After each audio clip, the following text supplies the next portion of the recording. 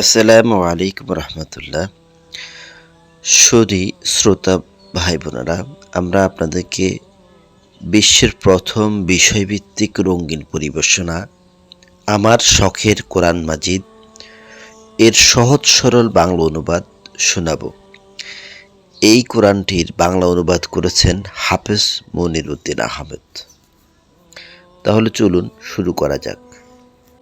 সূরা আল ফাতিহা, মক্কা অবতীর্ণ, আয়াত ৭, রুকু ১। রহমান ও রহিম আল্লাহ তাআলার নামে।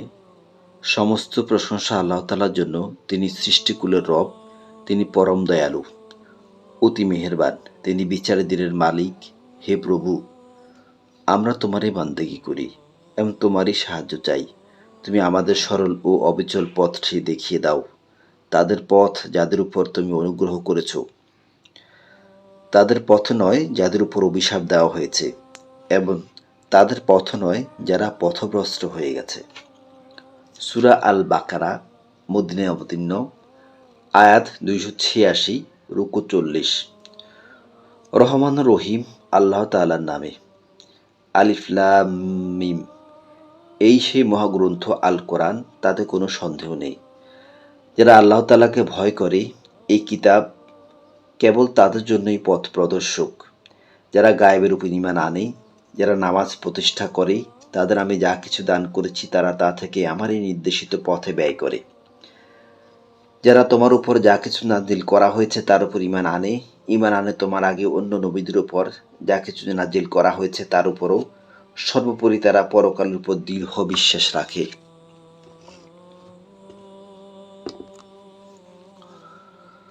সত্যিকার অর্থে এই লোকগুলোই তাদের রবের কাছ থেকে পাওয়া হেদায়েতের উপর রয়েছে, এবং এরাই হচ্ছে প্রকৃত সফল কাম।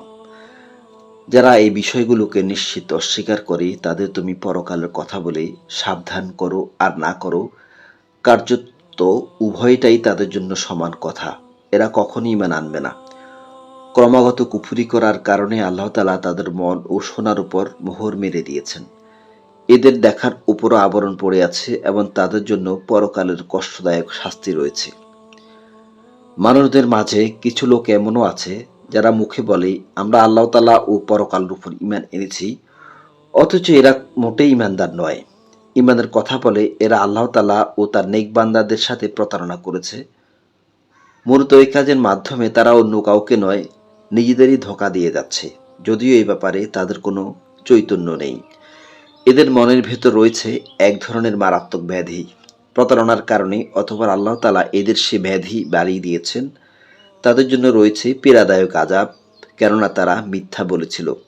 তাদের যখন বলা হয় তোমরা এই শান্তিপূর্ণ জমিনে অশান্তি ও বিপর্যয় সৃষ্টি করো না, তখন তারা বলে না, আমরাই তো হচ্ছি বরং সংশোধনকারী। জেনে রেখো, এরাই হচ্ছে আসল বিপর্যয় সৃষ্টিকারী। কিন্তু তারা বিষয়টা বোঝে না।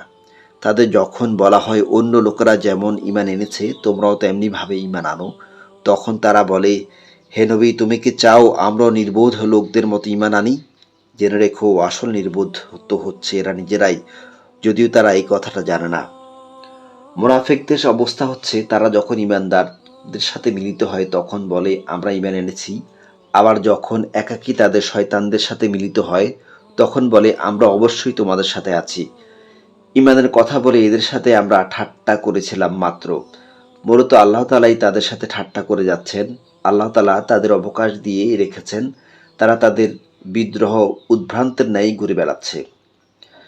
এরা জেনে বুঝে হেদায়েতের বিনিময়ে গোমরাহি কিনে নিয়েছে। তাদের এই ব্যবসাটা কিন্তু মোটেই লাভজনক হয়নি। এরা সঠিক পথের অনুসারীও নয়। এদের উদাহরণ হচ্ছে সে হতভাগ্য ব্যক্তির মতো যে অন্ধকারে আগুন জ্বালাতে চাইল, যখন তা তার গোটা পরিবেশটাকে আলোক উজ্জ্বল করে দিল, তখন হঠাৎ করে আল্লাহ তাআলা তাদের কাছ থেকে আলোটুকু ছিনিয়ে নিলেন এবং তাদের তিনি এমন অন্ধকারে ফেলে রাখলেন যে তারা কিছুই দেখতে পাচ্ছে না। এদের অবস্থা হচ্ছে এরা কোনো কানেও শোনে না, চোখেও দেখে না, মুখ দিয়ে কথাও বলতে পারে না। এরা সঠিক পথের দিকে ফিরে আসবে না। অথবা এদের উদাহরণ হচ্ছে আসমান থেকে নেমে আসা বৃষ্টির মতো। এর মাঝে রয়েছে অন্ধকার, মেঘের গর্জন ও বিদ্যুতের চমক। বিদ্যুতের গর্জন ও মৃত্যুর ভয়ে এরা নিজেদের কানে নিজেদের আঙ্গুল ঢুকিয়ে রাখে। আল্লাহ তাআলা কিন্তু কাফেরদের সকল দিক থেকেই ঘিরে রেখেছেন। মনে হয় এখনই বিদ্যুৎ এদের চোখে নিষ্প্রভ করে দিবে। এই অবস্থায় আল্লাহ তাআলা যখন এদের জন্য একটু আলো জ্বালিয়ে দেন, তখন এরা তার মধ্যে চলতে থাকে। আবার যখন তিনি তাদের উপর অন্ধকার চাপিয়ে দেন, তখন এরা একটু থমকে দাঁড়ায়। অথচ আল্লাহ তাআলা চাইলে তাদের শোনার ও দেখার ক্ষমতা ছিনিয়ে নিতে পারতেন। নিশ্চয় আল্লাহ তাআলা সবকিছুর উপর ক্ষমতাবান। হে মানুষ, তোমরা তোমাদের রব এর ইবাদত করো, যিনি তোমাদের এবং তোমাদের আগে যারা ছিল তাদের সবাইকে ফয়দা করেছেন। আশা করা যায় তোমরা তাকওয়া অর্জন করতে পারবে। তিনি সেই মহান রব যিনি জমিনকে তোমাদের জন্য শয্যা বানালেন, আসমানকে বানালেন ছাদ, আবার আসমান থেকে পানি পাঠালেন। তা দিয়ে তিনি নানা প্রকার ফল মূল উৎপাদন করে তোমাদের জীবিকা ব্যবস্থা করলেন। অতঃপর তোমরা জেনে বুঝে এসব কাজে কাউকে আল্লাহ তাআলার সমকক্ষ বানিও না। আমি আমার বান্দার উপর যে কিতাব নাজিল করেছি তার সত্যতার ব্যাপারে যদি তোমরা কোনো সন্দেহে থাকো, তাহলে যাও তার মতো করে একটি সূরা তোমরা রচনা করে নিয়ে এসো। আল্লাহ তাআলা ছাড়া তোমাদের আর যেসব বন্ধু বান্ধব রয়েছে প্রয়োজনে তাদেরও ডাকো, যদি তোমরা সত্যবাদী হও। আর তোমরা যদি তা না করতে পারো, এবং এটা জেনে জানা কথাই যে তোমরা তা কখনোই করতে পারবে না, তাহলে তোমরা জাহান্নামের সেই কঠিন আগুনকে ভয় করো, যার ইন্ধন হবে মানুষ ও পাথর। এটা প্রস্তুত করে রাখা হয়েছে তাদের জন্য যারা আল্লাহ তাআলাকে অস্বীকার করে, যারা এই কিতাবের উপর ঈমান এনেছে এবং নেক আমল করেছে। হে নবী, তাদের তুমি সুসংবাদ দাও, তাদের জন্য রয়েছে এমন এক জান্নাত যার নিচ দিয়ে ঝর্ণা প্রবাহিত হতে থাকবে। যখনই তাদের জান্নাতের কোনো একটি ফল দেওয়া হবে, তখনই তারা বলবে, এ ধরনের ফল তো ইতিপূর্বে আমাদের দেওয়া হয়েছিল। তাদের মূলত এই ধরনের জিনিসই সেখানে দেওয়া হবে। তাদের জন্য আরও সেখানে থাকবে পবিত্র সহধর্মী ও সহধর্মিণী, এবং তারা সেখানে অনন্তকাল ধরে অবস্থান করবে। নিঃসন্দেহে আল্লাহ তাআলা মশা কিংবা তার চাইতেও উপরে যা কিছু আছে তার উদাহরণ দিতেও লজ্জা বোধ করেন না। যারা আল্লাহর কথায় বিশ্বাস স্থাপন করে তারা জানে এ সত্য তাদের মালিকের পক্ষ থেকে এসেছে। আর যারা আগেই সত্য অস্বীকার করেছে তারা একে না মানার অজুহাত দিতে গিয়ে বলে, আল্লাহ তাআলা এই উদাহরণ দ্বারা কি বোঝাতে চান? আসলে একই জিনিস দিয়ে অনেক লোককে তিনি গুমরাহ করলেও বহু লোককে তিনি আবার এ দিয়ে হেদায়েতের পথ দেখান। আর কতিপয় পাপাচারী ব্যক্তি ছাড়া তা দিয়ে অন্য কাউকে তিনি পথভ্রষ্ট করেন না।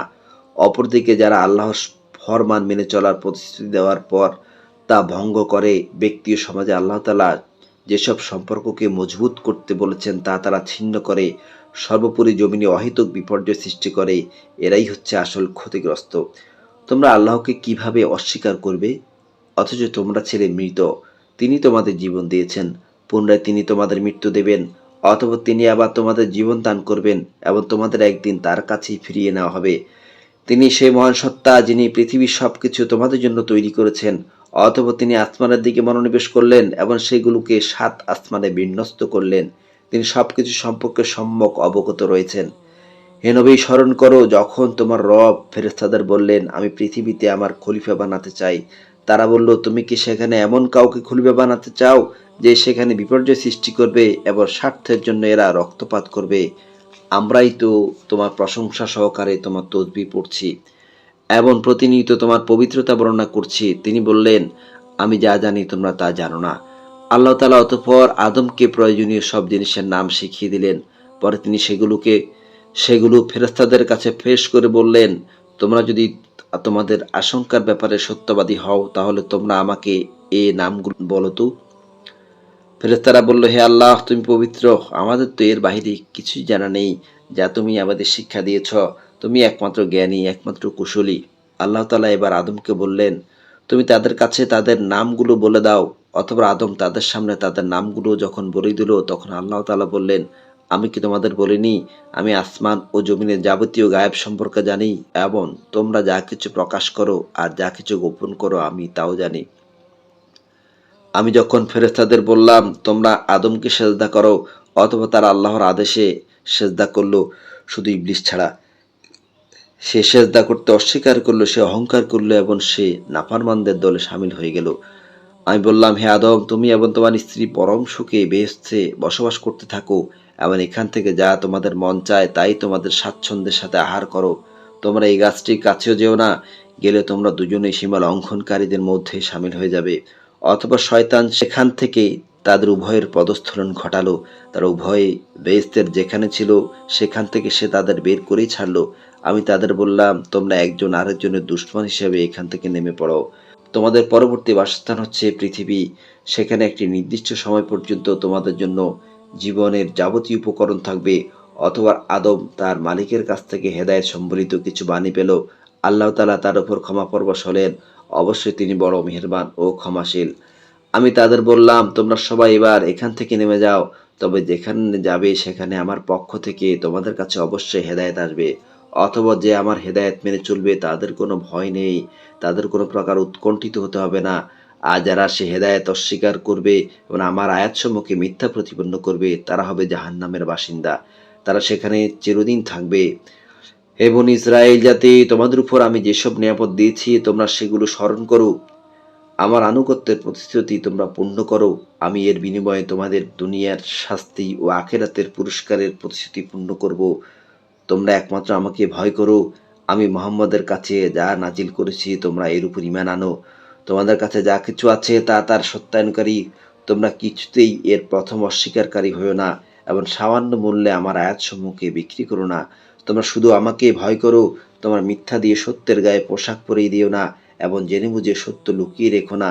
তোমরা নামাজ প্রতিষ্ঠা করো, যাকাত আদায় করো। যারা আমার সামনে অবনত হয়ে রুকু করে তোমরাও তাদের সাথে রুকু করো। তোমরা কি মানুষদের ভালো কাজের আদেশ করো এবং বাস্তবায়নের সময় নিজেদের কথা ভুলে যাও? অথচ তোমরা সবাই কিতাব পড়ো, কিন্তু কিতাবের এই কথাটি তোমরা কি বোঝো না? হে ইমানদার ব্যক্তিরা, তোমরা সবর ও নামাজের মাধ্যমে আল্লাহর কাছে সাহায্য চাও। নিষ্ঠার সাথে নামাজ প্রতিষ্ঠা করা অবশ্যই কঠিন কাজ, কিন্তু যারা আল্লাহকে ভয় করে তাদের কথা আলাদা, তাদের কথাও আলাদা। যারা জানে একদিন তাদের সবাইকে তাদের মালিকের সামনাসামনি হতে হবে এবং তাদের সবাইকে তার কাছেই ফিরে যেতে হবে।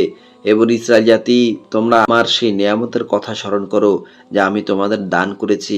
নিয়ামত হিসাবে আমি অবশ্যই তোমাদের সৃষ্টিগুলোর উপর প্রাধান্য দিয়েছি। হে ইমানদার ব্যক্তিরা, তোমরা সেই দিনটিকে ভয় করো যেদিন একজন আরেকজনের কোনোই কাজে আসবে না। একজনের কাছ থেকে আরেকজনের পক্ষে কোনো সুপারিশও গ্রহণ করা হবে না। মুক্তির জন্য কারো কাছ থেকে কোনো মুক্তিপণ নেওয়া হবে না। না তাদের সেদিন কোনো সাহায্য করা হবে। স্মরণ করো যখন আমি তোমাদের ফেরাউনের লোকদের গোলামি থেকে মুক্তি দিয়েছিলাম। তার নিকৃষ্ট ধরনের শাস্তি দ্বারা তোমাদের যন্ত্রণা দিত। তারা তোমাদের পুত্র সন্তানদেরকে হত্যা করত এবং তোমাদের মেয়েদের তারা জীবিত রেখে দিত। তোমাদের মালিকের পক্ষ থেকে এতে তোমাদের জন্য বড় একটা পরীক্ষা নিহিত ছিল। স্মরণ করো যখন আমি তোমাদের জন্য সমুদ্রকে বিভক্ত করে দিয়েছিলাম, অথবা আমি তোমাদের সমূহ মৃত্যুর হাত থেকে বাঁচিয়ে দিয়েছিলাম এবং আমি ফেরাউন ও তার দলবলকে সমুদ্রে ডুবিয়ে দিয়েছিলাম, আর তা তো তোমরা নিজেরাই প্রত্যক্ষ করেছিলে। স্মরণ করো যখন মূসাকে আমি বিশেষ কাজের জন্য 40 রাত সময় নির্ধারণ করে দিলাম। তারপর তোমরা একটি বাছুরকে মাবুদ রূপে গ্রহণ করে নিলে। আসলে তোমরা ছিলে বড়ই জালেম। এরপর আমি তোমাদের ক্ষমা করে দিয়েছি। আশা করা গিয়েছিল তোমরা কৃতজ্ঞতা আদায় করবে। স্মরণ করো যখন আমি মূসাকে কিতাব ও ন্যায় অন্যায়ের পরোক্ষকারী মানদণ্ড দান করেছি। আশা করা গিয়েছিল তোমরা হেদায়েতের পথে চলতে পারো।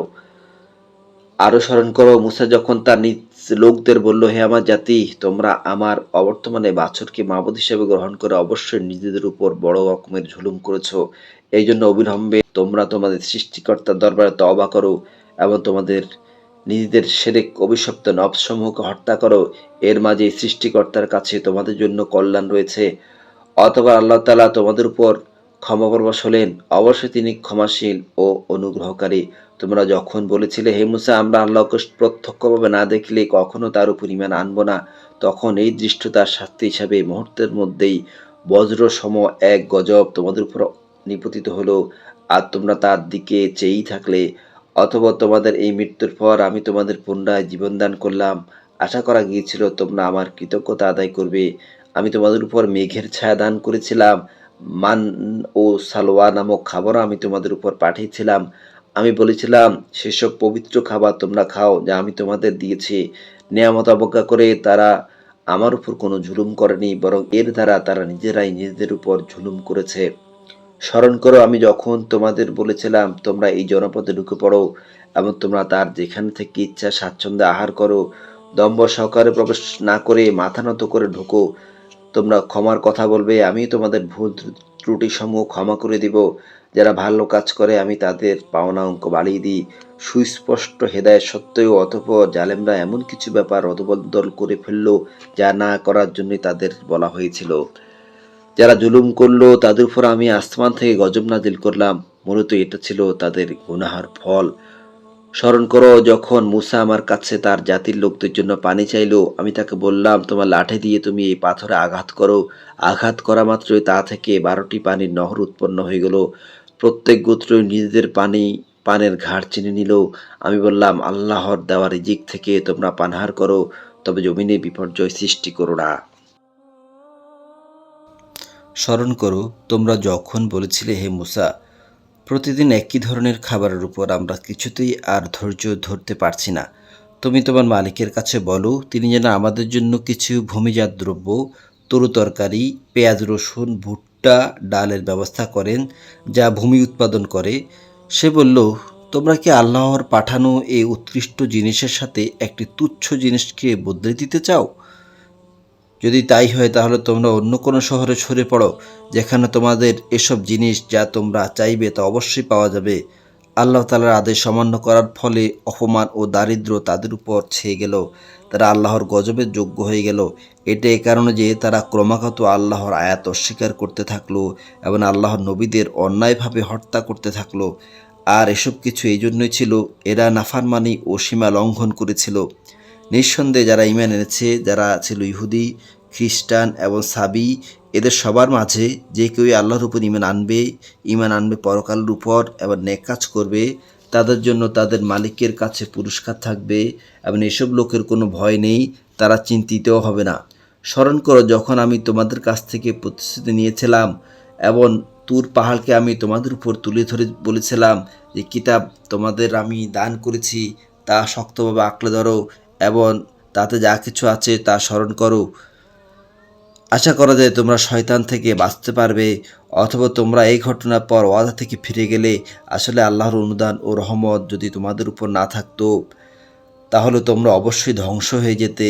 তোমরা তো ভালো করেই জানো, ভালো করেই তাদের জানো যারা তোমরা তো ভালো করেই তাদের জানো যারা তোমাদের মধ্যে শনিবারে আল্লাহর আদেশের সীমা লঙ্ঘন করেছে। অতঃপর আমি তাদের শুধু এতটুকুই বলেছি, যাও এবার তোমরা সবাই অপমানিত বানরে পরিণত হয়ে যাও। একে আমি সেসব মানুষদের যারা তখন সেখানে মজুদ ছিল আর যারা পরে আসবে তাদের সবার জন্য আমি দৃষ্টান্তমূলক ঘটনা বানিয়ে দিয়েছি। যারা তাকওয়া অবলম্বন করে তাদের জন্য এটি ছিল একটি উপদেশ। স্মরণ করো যখন মূসা তার জাতিকে বলল, অবশ্যই আল্লাহ তাআলা তোমাদের তার নামে একটি গাভী জবাই করার আদেশ দিচ্ছেন। তারা বলল, হে মূসা, কথা বলে তুমি কি আমাদের সাথে তামাশা করছো? সে বলল, আমি তামাশা করে জাহেলদের দলে সামিল হওয়া থেকে আল্লাহ তাআলার কাছে পানাহ চাই। তারা বলল, তুমি তোমার রবকে বলো আমাদের তিনি যেন সুস্পষ্টভাবে বলে দেন সেই যন্ত্রটি কেমন হবে। সে বলল, অবশ্যই তা হবে এমন যা বৃদ্ধ হবে না, আবার একেবারে বাচ্চা হবে না, বরং তা হবে এর মাঝামাঝি বয়সের। যাও এখন যা কিছু তোমাদের নির্দেশ দেওয়া হচ্ছে তাই করো। তারা মূসাকে বলল, তুমি তোমার রবকে জিজ্ঞেস করে নাও, তিনি আমাদের যেন বলে দেন তার রংটা কেমন হবে। সে বলল, তা হবে হলুদ রঙের। তার রং এত আকর্ষণীয় হবে যে যারা তার দিকে তাকাবে তা তাদেরই পরিতৃপ্ত করবে।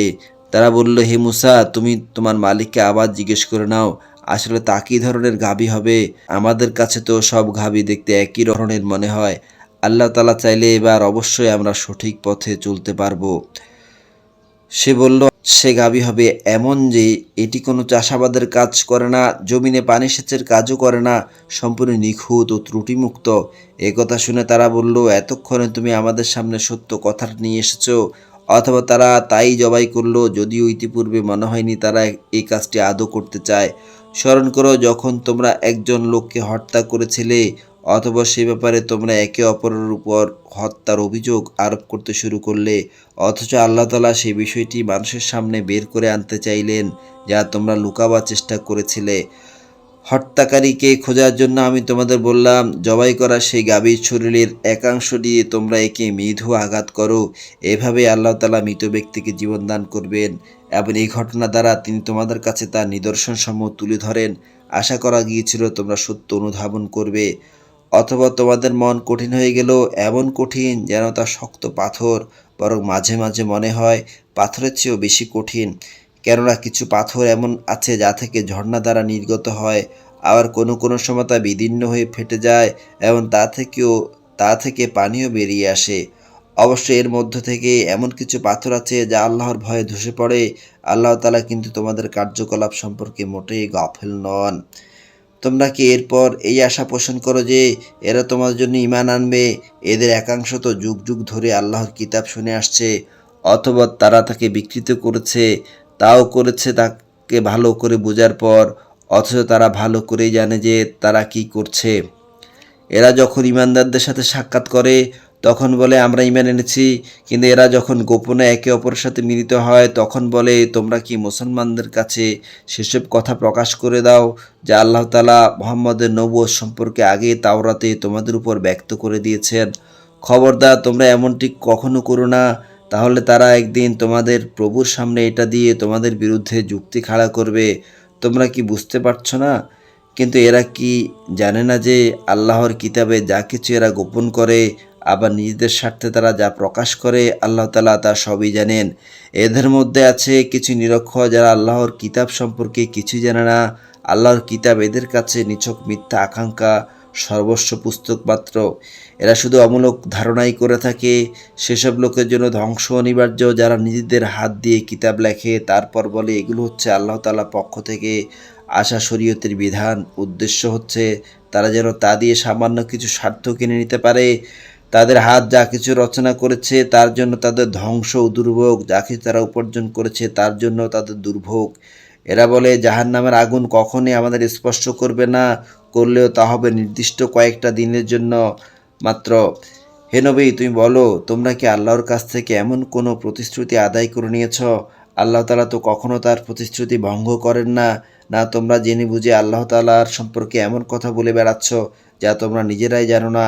হ্যাঁ, যে ব্যক্তি পাপ কামিয়েছে এবং যাকে তার পাপ ঘিরে রেখেছে, এমন লোকেরাই হবে জাহান্নামের অধিবাসী, সেখানে তারা চিরদিন অবস্থান করবে।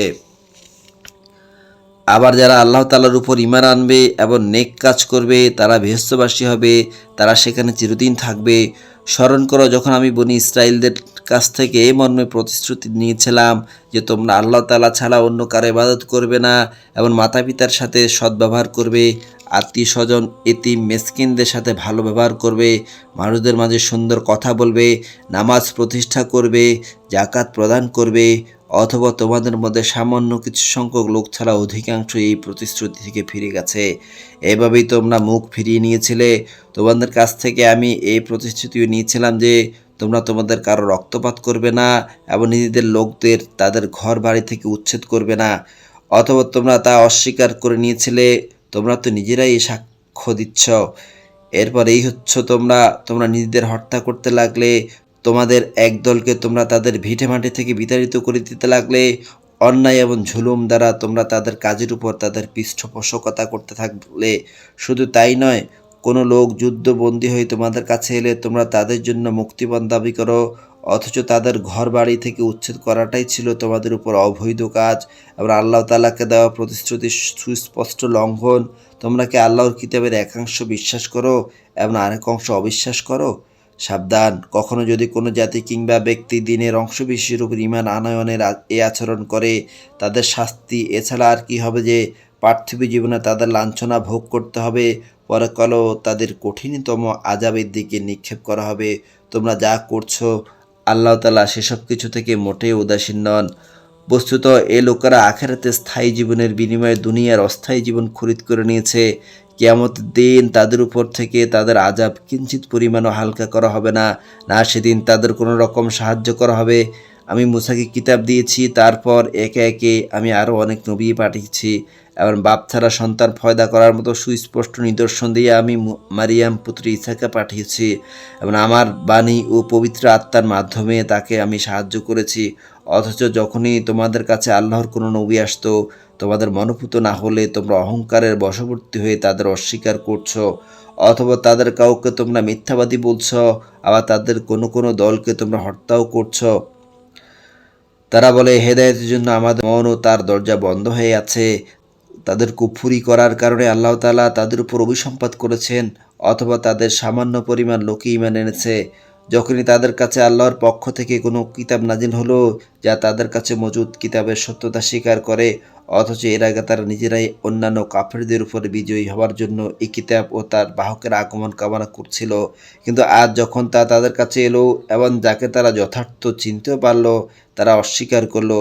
যারা আল্লাহর কিতাব অস্বীকার করে তাদের উপর আল্লাহর অভিসম্পাত কত নিকৃষ্ট বস্তু সেটি, যার বিনিময়ে তারা তাদের নিজেদের বিক্রয় করে দিয়েছে। শুধু ঘোড়ামির বশবর্তী হয়ে তারা আল্লাহর নাজিল করা বিধান অস্বীকার করছে, তাও শুধু এই কারণে আল্লাহ তাআলা তার বান্দাদের মধ্য থেকে যাকে চান তাকে নবুয়ত দিয়ে অনুগ্রহ করেন। এই কুফরির ফলে তারা ক্রোধের উপর ক্রোধে আক্রান্ত হলো। আর কাফিরদের জন্য রয়েছে অপমানজনক শাস্তি। যখনই তাদের বলা হয় আল্লাহ তাআলা যা কিছু নাজিল করেছেন তার উপর ঈমান আনো, তখন তারা বলে আমরা তো শুধু সেসব কিছুর উপর ঈমান আনি যা আমাদের বনি ইসরাইল জাতির উপর নাজিল করা হয়েছে। এর বাইরে যা তারা অস্বীকার করে, অথচ তা একান্ত সত্য। তা তাদের কাছে নাজিল করা আল্লাহর কথাগুলোকেও সত্য বলে অস্বীকার করে। হে নবী, তুমি বলো, তোমরা যদি ঈমানদারী হও তাহলে এর আগে আল্লাহর নবীদের হত্যা করেছিলে কেন? তোমাদের কাছে তো সুস্পষ্ট নিদর্শন সহকারে মূসাও নবী হয়ে এসেছিল। অথবা তার সামান্য অনুপস্থিতির পরে তোমরা একটি বাছুরকে মাবুদ বলে গ্রহণ করে নিলে। তোমরা আসলে জালেম। স্মরণ করো যখন আমি তোমাদের কাছ থেকে একটি প্রতিশ্রুতি আদায় করেছিলাম। তোমাদের মাথার উপর তুর পাহাড় তুলে ধরে আমি বলেছিলাম, যা কিছু বিধিবিধান আমি তোমাদের দিয়েছি তা শক্ত করে আঁকড়ে ধরো এবং আমার কথাগুলো শোনো। এর জবাবে তারা মুখে তো বলল, হ্যাঁ আমরা তোমার কথা শুনেছি, কিন্তু বাস্তবতা অস্বীকার করে তারা বলল আমরা তো অমান্য করলাম। আসলে আল্লাহ তাআলাকে তাদের অস্বীকার করার কারণে সেই বাছুরকে মাবুদ বানানো, এর নেশা দ্বারা তখনও তাদের মনকে আকৃষ্ট করে রাখা হয়েছিল। তুমি বলো, যদি তোমরা সত্যি মুমিন হও তাহলে বলতে পারো এটা কত খারাপ ঈমান যা তোমাদের এই ধরনের কাজের আদেশ দেয়। হে নবী, তুমি বলো, যদি তোমরা মনে করো অন্যদের বদলে পরকালের নিবাস আল্লাহর কাছে শুধু তোমাদের জন্য নির্দিষ্ট, তাহলে তা পাওয়ার জন্য তোমরা মৃত্যু কামনা করো না কেন, যদি তোমরা সত্যবাদী হও। হে নবী, জেনে রেখো, তারা নিজেদের হাত দিয়ে যা অর্জন করেছে তার পরিণাম জানার পর এরা কখনো তা কামনা করবে না। আল্লাহ তাআলা জালেমদের ভালো করেই জানেন। তুমি অবশ্যই তাদেরকে দেখতে পাবে বেঁচে থাকার উপর তারা বেশি লোভী। যারা শিরক করে তারাও এদেরই মতো। এদের প্রত্যেক ব্যক্তি 1000 বছর জীবিত থাকতে চায়, কিন্তু যত দীর্ঘ জীবনে এদের দেওয়া হোক না কেন তা কখনো আল্লাহর আযাব থেকে এদের বাঁচাতে পারবে না। আল্লাহ তাআলা এদের যাবতীয় কাজকর্ম পর্যবেক্ষণ করেন। হে নবী, তুমি বলো, কে সে ব্যক্তি যে জিবরাইলের শত্রু হতে পারে, অথচ সে তো আল্লাহর আদেশে আল্লাহর এমন সব বাণী তোমার অন্তঃকরণে নাজিল করে যা তাদের কাছে মজুদ বিষয়সমূহের সত্যতা স্বীকার করে। আসলে এই গ্রন্থ হচ্ছে মুহাম্মদের জন্য হেদায়েত ও সুসংবাদ। যারা আল্লাহর শত্রু তার বাণীবাহক ফেরেশতার ও নবী রাসূলদের, শত্রু জিবরাইলের ও মিকাইলের, তাদের জানা উচিত স্বয়ং আল্লাহ তাআলাই হচ্ছেন কাফিরদের বড় শত্রু। অবশ্যই আমি তোমার কাছে সুস্পষ্ট নিদর্শনসমূহ পাঠিয়েছি। পাপী ব্যক্তিরা ছাড়া তাকে কেউই অস্বীকার করতে পারে না। এমনকি হয়নি যে যখনই তারা কোনো ওয়াদা করেছে তখনই তাদের একদল তা ভঙ্গ করেছে। মূলত তাদের অধিকাংশ লোক ঈমান আনে না। যখনই তাদের কাছে আল্লাহর পক্ষ থেকে কোনো নবী আসে, এমন যে তাদের কাছে আগের কিতাবের যেসব কথা মজুদ রয়েছে তার সত্যতা স্বীকার করে, তখনই সেই আগের কিতাব যাদের দেওয়া হয়েছে তাদের একটি দল আল্লাহর পূর্ববর্তী কিতাবের কথাগুলোকে এমনভাবে তাদের পেছনের দিকে ফেলে দেয় যেন তারা এই ব্যাপারে কিছুই জানে না। এর সাথে জাদুমন্ত্রের এমন কিছু জিনিসও এরা অনুসরণ করতে শুরু করলো যা শয়তানরা সুলাইমান নবী এর রাজত্বের সময় পড়ত। সত্যি কথা হচ্ছে, সুলাইমান কখনো জাদু ব্যবহার করে আল্লাহকে অস্বীকার করেনি, বরং তাকে অস্বীকার তো করেছে সেসব অভিশপ্ত শয়তান যারা মানুষকে জাদুমন্ত্র শিক্ষা দিয়েছে। ব্যাবিলনের হারুত মারুত দুজন ফেরেশতার কাছে যা কিছু পাঠানো হয়েছিল তা ছিল জাদু পাগল মানুষদের পরীক্ষার জন্য। আল্লাহর সেই দুজন ফেরেশতা কাউকে ততক্ষণ পর্যন্ত এই বিষয়ে শিক্ষা দিত না যতক্ষণ পর্যন্ত তারা এই কথাটা তাদের বলে না দিত যে আমরা হচ্ছে আল্লাহর পরীক্ষা মাত্র।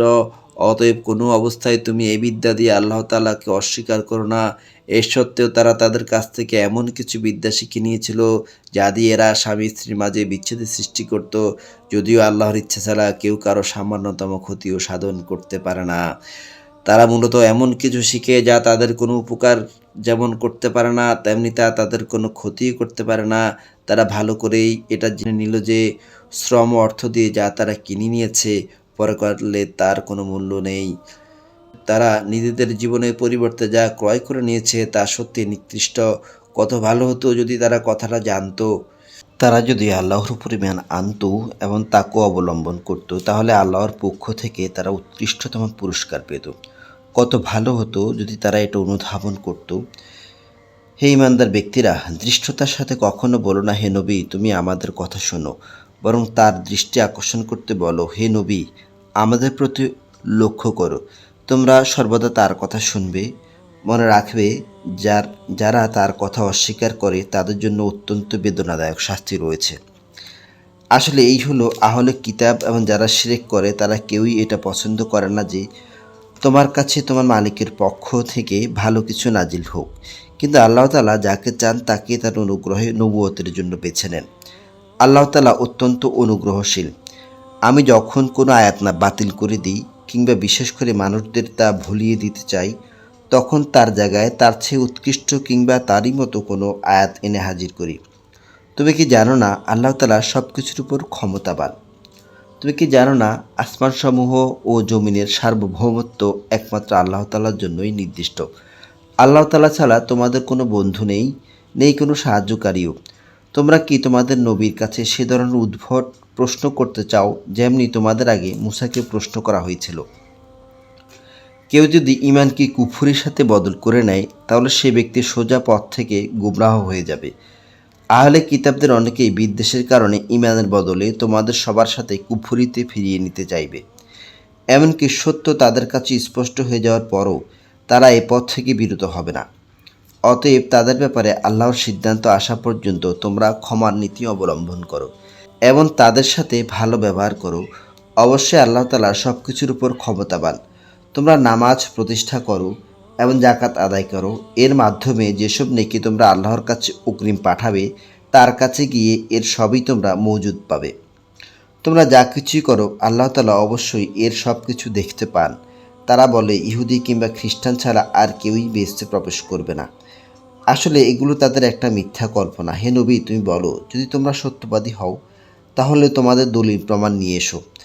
হ্যাঁ, যে ব্যক্তি সৎকর্মশীল হয়ে আল্লাহর সামনে নিজের সত্তাকে সমর্পণ করে দিবে তার জন্য তার মালিকের কাছে এর বিনিময়ে থাকবে তাদের কোনো ভয় ভীতি নেই, আর না তারা সেদিন চিন্তান্বিত হবে। ইহুদিরা বলে খ্রিস্টানরা কোনো কিছুর উপরই প্রতিষ্ঠিত নয়, খ্রিস্টানরা বলে ইহুদিরাও কোনো কিছুর উপর প্রতিষ্ঠিত নয়, অথচ এরা উভয়ে কিতাব পাঠ করে।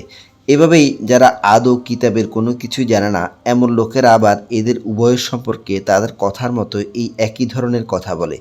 তারা যে বিষয়ে মতবিরোধ করেছে আল্লাহ তাআলা শেষ বিচারের দিনে সেই বিষয়ে তাদের মাঝে মীমাংসা করে দিবেন। তার চেয়ে বড় জালেম আর কে আছে যে ব্যক্তি আল্লাহর ঘর মসজিদে তার নাম স্মরণ করতে বাধা দেয় এবং তার ধ্বংস সাধনে সচেষ্ট হয়। এ ধরনের লোকদের তো তাতে ঢোকা শোভনীয়ই নয়, তবে একান্ত ভীত সন্ত্রস্তভাবে ঢুকলে তা ভিন্ন কথা। তাদের জন্য পৃথিবীতে যেমন অপমান লাঞ্ছনা রয়েছে তেমনি রয়েছে পরকালে কঠিনতম শাস্তি। পূর্ব পশ্চিম সবে আল্লাহ তাআলার। তোমরা যেদিকে মুখ ফিরাবে সেদিকে তো আল্লাহ তাআলা রয়েছেন। অবশ্যই আল্লাহ তাআলা সর্বব্যাপী এবং জ্ঞানী। খ্রিস্টান লোকেরা বলে আল্লাহ তাআলা অমুককে নিজের সন্তান রূপে গ্রহণ করেছেন, অথচ সব পবিত্রতা একান্তভাবে তার। তিনি এসব কিছুর অনেক ঊর্ধ্বে। আসমানসমূহ ও জমিনের সব কিছুই তার জন্য, এর সকল বস্তুই তার অনুগত। আসমানসমূহ ও জমিনের তিনিই হচ্ছেন উদ্ভাবক। যখন তিনি কোনো একটি বিষয়ের সিদ্ধান্ত করেন সে ব্যাপারে শুধু এটুকুই বলেন হও, আর সাথে সাথেই তা হয়ে যায়। যারা সঠিক কথা জানে না তারা বলে আল্লাহ তাআলা নিজে আমাদের সাথে কথা বলেন না কেন, অথবা এমন কোনো নিদর্শন আমাদের কাছে কেন আসে না যার মাধ্যমে আমরা তাকে চিনতে পারবো। এদের আগের লোকেরাও এদের মতো করেই কথা বলতো। এদের সবার মন আসলে একই ধরনের। আল্লাহকে যারা দৃঢ়ভাবে বিশ্বাস করে আমি তাদের জন্য আমার নিদর্শনসমূহ সুস্পষ্ট করে পেশ করে দিয়েছি।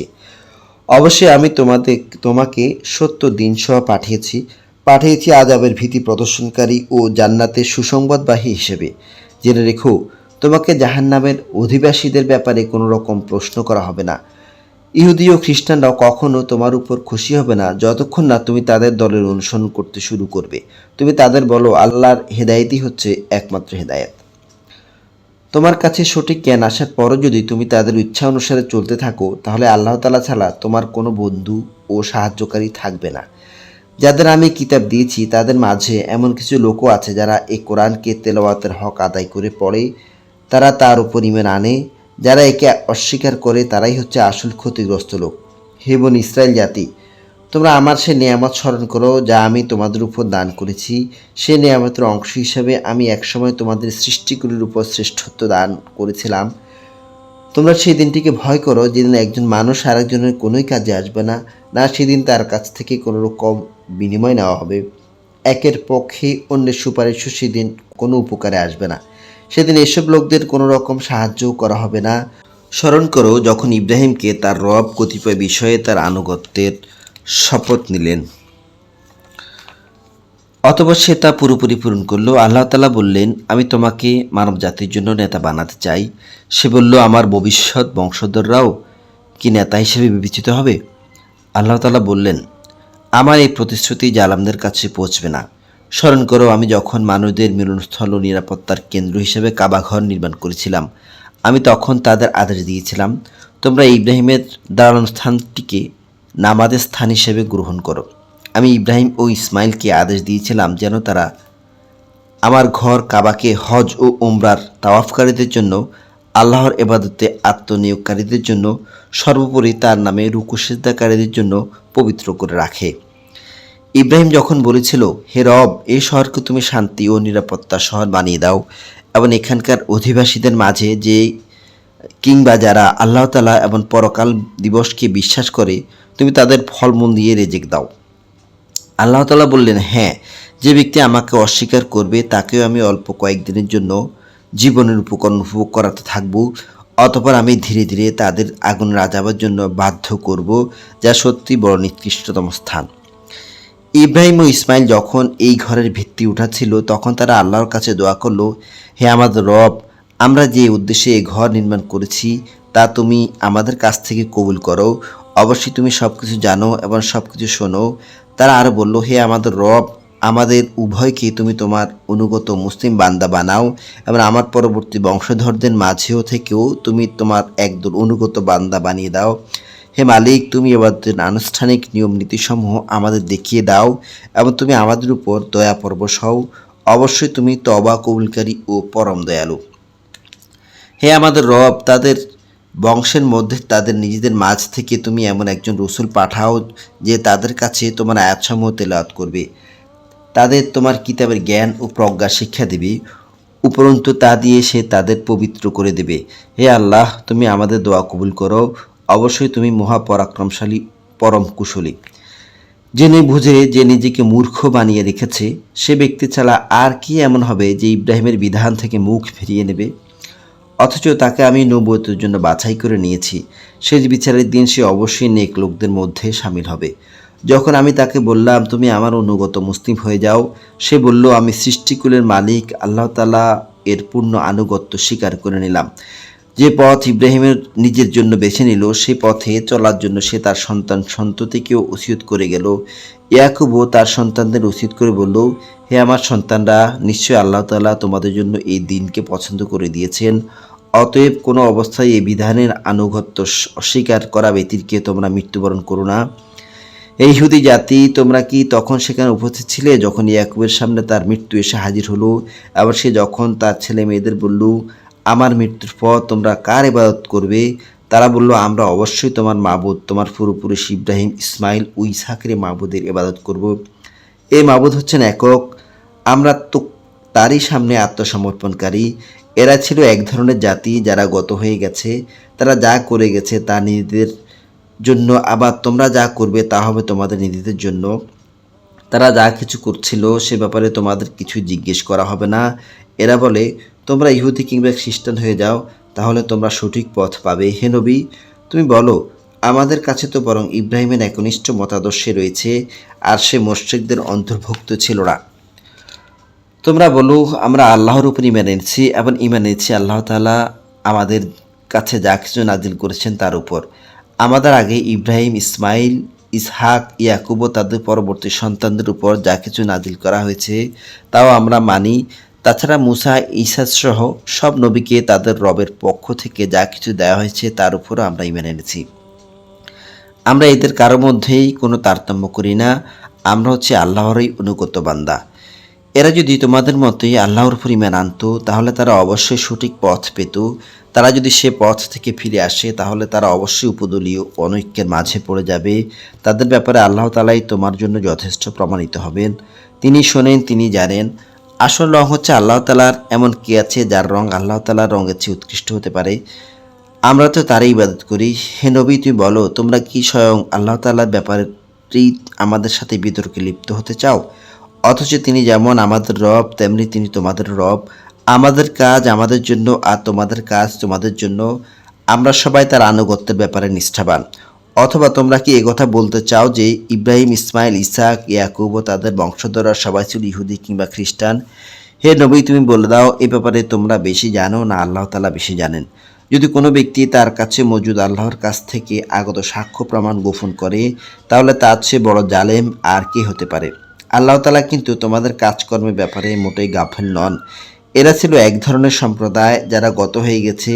তারা যা করে গেছে তা তাদের জন্য, আর তোমাদের কর্মফল হবে তোমাদের জন্য।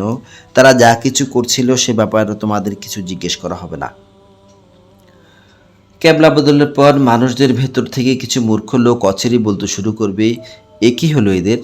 এতদিন তারা তাদের যে ক্যাবলার উপর প্রতিষ্ঠিত ছিল, আজ হঠাৎ করে কিসে তাদের সেদিক থেকে ফিরিয়ে দিল? হে নবী, তুমি বলো, পূর্ব পশ্চিম সবে আল্লাহ তাআলার জন্য। তিনি যাকে ইচ্ছা তাকে সঠিক পথে পরিচালিত করেন। যেভাবে আমি তোমাকে হেদায়েত দিয়েছি সেভাবেই আমি তোমাদের এক মধ্যপন্থী উম্মতে পরিণত করেছি, যেন তোমরা দুনিয়ার অন্যান্য মানুষদের উপর হেদায়েতের সাক্ষী হয়ে থাকতে পারো এবং রসুলও তোমাদের উপর সাক্ষী হয়ে থাকতে পারে। যে ক্যাবলার উপর তোমরা এতদিন প্রতিষ্ঠিত ছিলে, আমি তো এই উদ্দেশ্যে নির্ধারণ করেছিলাম যাতে করে আমি এই কথাটা জেনে নিতে পারি তোমাদের মধ্যে কে রসুলের অনুসরণ করে আর কে তার অনুসরণ থেকে ঘাড় ফিরিয়ে নেয়। তাদের উপর এটা ছিল কঠিন পরীক্ষা। অবশ্য আল্লাহ তাআলা যাদের হেদায়েত দান করেছেন তাদের কথা আলাদা। আল্লাহ তাআলা এমন নন যে তিনি তোমাদের ঈমান বিনষ্ট করবেন। অবশ্যই আল্লাহ তাআলা মানুষদের সাথে বড় দয়ালু ও একান্ত মেহেরবান।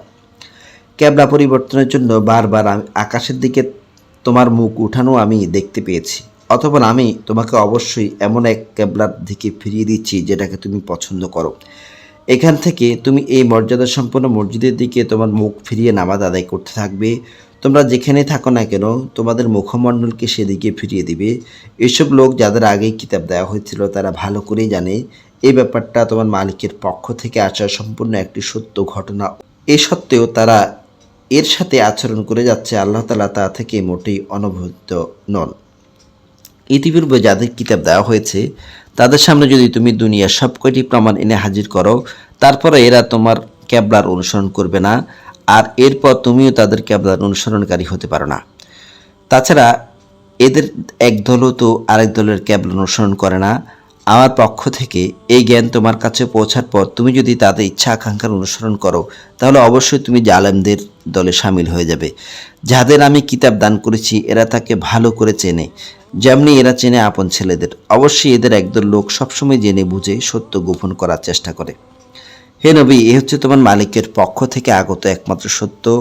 অতএব কোনো অবস্থায় তুমি সন্দেহ পোষণকারীদের দলে সামিল হয় না। প্রত্যেক জাতির জন্য ইবাদতের একটা দিক নির্দিষ্ট করা থাকে যেদিকে সে মুখ ফিরিয়ে দাঁড়ায়। তোমরা কল্যাণের কাজে একে অপরের সাথে প্রতিযোগিতা করো। তোমরা অবশ্যই যেখানেই থাকো না কেন কিয়ামতের দিন আল্লাহ তাআলা তোমাদের সবাইকে একই স্থানে এনে হাজির করবেন। অবশ্যই আল্লাহ তাআলা সব কিছুর উপর ক্ষমতাবান। তুমি যে কোনো স্থান থেকে বেরিয়ে আসো না কেন নামাজের জন্য মসজিদে হারামের দিকে মুখ ফেরাও, কেননা এইটাই হচ্ছে তোমার প্রভুর কাছ থেকে ক্যাবলা সংক্রান্ত সঠিক সিদ্ধান্ত। আর আল্লাহ তাআলা তোমাদের কার্যাবলী সম্পর্কে মোটেই উদাসীন নন। হে নবী, যেদিক থেকেই তুমি বেরিয়ে আসবে নামাজের জন্য সেখান থেকেই মসজিদে হারামের দিকে মুখ ফিরিয়ে দাঁড়িয়ে যেও। এ সময় তুমি যেখানেই থাকো না কেন সেদিকে মুখ ফিরিয়ে নেবে, তাহলে প্রতিপক্ষের লোকদের কাছে তোমাদের বিরুদ্ধে দাঁড় করানোর মতো কোনো যুক্তি অবশ্যই থাকবে না। তোমাদের মধ্য থেকে যারা বাড়াবাড়ি করে তাদের কথা আলাদা। তোমরা এদের ভয় করো না, ভয় করো আমাকে, যাতে করে আমি তোমাদের উপর আমার নিয়ামত পূর্ণ করে দিতে পারি। আশা করা যায় তোমরা সঠিক পথের সন্ধান পেয়ে যাবে। সঠিক পথের সন্ধান দেওয়ার জন্য আমি এভাবে তোমাদের কাছে তোমাদের মাঝ থেকে একজনকে রসুল করে পাঠিয়েছি, যে ব্যক্তি প্রথমত তোমাদের কাছে আমার আয়াতসমূহ তেলাওয়াত করবে, দ্বিতীয়ত সে তোমাদের জীবন পরিশুদ্ধ করে দেবে, তৃতীয়ত সে তোমাদের আমার কিতাব ও তার অন্তর্নিহিত জ্ঞান শিক্ষা দেবে। এর সাথে সে তোমাদের এমন বিষয়সমূহের জ্ঞানও শেখাবে যা তোমরা কখনো জানতে না। অতএব এসব অনুগ্রহের জন্য তোমরা আমাকে স্মরণ করো, আমি পুরস্কার দিয়ে তোমাদের স্মরণ করব। তোমরা আমার কৃতজ্ঞতা আদায় করো এবং কখনো আমার অকৃতজ্ঞ হয় না। হে মানুষ, তোমরা যারা ঈমান এনেছো, ধৈর্য ও নামাজের মাধ্যমে তোমরা আমার সাহায্য প্রার্থনা করো। অবশ্যই আল্লাহ তাআলা ধৈর্যশীল মানুষদের সাথে আছেন। যারা আল্লাহ তাআলার পথে নিহত হয়েছে তাদের তোমরা মৃত বলো না, বরং তারাই হচ্ছে আসল জীবিত। কিন্তু এ ব্যাপারে তোমরা কোনো চৈতন্যই রাখো না। আমি অবশ্যই তোমাদের পরীক্ষা করব, কখনো ভয়ভীতি, কখনো ক্ষুধা অনাহার, কখনো বা জানমাল ও ফসলাদির ক্ষতি সাধন করে তোমাদের পরীক্ষা করা হবে। যারা ধৈর্যের সাথে এর মোকাবেলা করে, তুমি সে ধৈর্যশীলদের জান্নাতের সুসংবাদ দান করো। যখন তাদের উপর কোনো বিপদ আপদ আসে তখন যারা বলে নিঃসন্দেহে আমরা আল্লাহ তাআলার জন্য, অবশ্যই আমরা একদিন তার কাছে ফিরে যাব। বস্তুত এরা হচ্ছে সেসব ব্যক্তি যাদের উপর রয়েছে তাদের মালিকের পক্ষ থেকে পাওয়া অবারিত রহমত ও অপার করুণা, আর এরাই হচ্ছে সঠিক পথপ্রাপ্ত। অবশ্যই সাফা ও মারওয়া পাহাড় আল্লাহ তাআলার নিদর্শনসমূহের অন্যতম। অতএব যদি তোমাদের মধ্যে কেউ আল্লাহর ঘরের হজ কিংবা ওমরা আদায় করার এরাদা করে, তার জন্য এই উভয় পাহাড়ের মাঝে তাওয়াফ করাতে দোষের কিছু নেই। যদি কোনো ব্যক্তি নিষ্ঠার সাথে কোনো ভালো কাজ করে তাহলে তারা যেন জেনে রাখে, নিঃসন্দেহে আল্লাহ তাআলা কৃতজ্ঞতা পরায়ণ ও প্রভূত জ্ঞানের অধিকারী। মানুষের জন্য যেসব বিধান আমি আমার কিতাবে বর্ণনা করে দিয়েছি, তারপর যারা আমার নাজিল করা সুস্পষ্ট নিদর্শনসমূহ ও পরিষ্কার পথ নির্দেশ গোপন করে, যারা রেখেও এরাই হচ্ছে সেসব লোক যাদের উপর আল্লাহ তাআলা অভিসম্পাত করেন, অভিশাপ করে অন্যান্য অভিশাপকারীরাও। তবে যারা এই কাজ থেকে তওবা করবে এবং নিজেদের সংশোধন করে নেবে, যারা সেসব সত্য কথা প্রকাশ করবে যা আহলে কিতাবরা গোপন করে আসছিল, এদের উপর আমি দয়া পরবশ হব এবং আমি পরম ক্ষমাশীল দয়ালু। অবশ্যই যারা কুফরি করেছে এবং এই কাফের অবস্থায় মৃত্যুবরণ করেছে তাদের উপর আল্লাহর অভিশাপ রয়েছে। অভিশাপ ফেরেশতাদের, সর্বোপরি অভিশাপ সমগ্র মানবকুলের। অভিশপ্ত হয়ে এরা সেখানে চিরদিন থাকবে। আযাব এদের উপর থেকে মোটেই কম করা হবে না, তাদের কোনো রকম অবকাশ দেওয়া হবে না। তোমাদের মাবুদ একক মাবুদ, তিনি ছাড়া দ্বিতীয় কোনো মাবুদ নেই। তিনি দয়ালু, তিনি মেহেরবান। নিঃসন্দেহে আসমানসমূহ ও জমিনের সৃষ্টির মাঝে, রাত দিনের এই আবর্তনের মাঝে, সাগরে ভাসমান জাহাজসমূহ যা মানুষের জন্য কল্যাণকর দ্রব্য সামগ্রী নিয়ে ঘুরে বেড়ায়, এর সব কয়টিতে আল্লাহ তাআলার নিদর্শন মজুদ রয়েছে। আর রয়েছে আল্লাহ তাআলা আকাশ থেকে বৃষ্টি আকারে যা কিছু নাজিল করেন, সেই বৃষ্টির পানির মাঝে ভূমি নির্জীব হওয়ার পর তিনি পানি দ্বারা তাতে নতুন জীবন দান করেন। অতঃপর এখানে তিনি সব ধরনের প্রাণীর আবির্ভাব ঘটান। অবশ্যই বাতাসের প্রবাহ সৃষ্টি করার মাঝে এবং সেই মেঘমালা যাকে আসমান জমিনের মাঝে ভূষীভূত করে রাখা হয়েছে, তাতে সুস্থ বিবেকবান সম্প্রদায়ের জন্য নিদর্শন রয়েছে। মানুষের মাঝে কিছু এমনও রয়েছে যে আল্লাহর বদলে অন্য কিছুকে তার সমকক্ষ মনে করে। তারা তাদের তেমনি ভালোবাসে যেমনটি শুধু আল্লাহ তাআলাকেই ভালোবাসা উচিত। আর যারা আল্লাহ তাআলার উপর ঈমান আনে তাদের সর্বাধিক পরিমাণে ভালোবাসা থাকবে আল্লাহ তাআলার জন্য। অপরদিকে যারা জুলুম করেছে তারা যদি আবার আযাব সচক্ষে দেখতে পেত তাহলে বুঝতে পারত আসমান জমিনের সমুদয় শক্তি একমাত্র আল্লাহর জন্যই। অবশ্যই আল্লাহ তাআলা শাস্তি দেওয়ার ব্যাপারে অত্যন্ত কঠোর।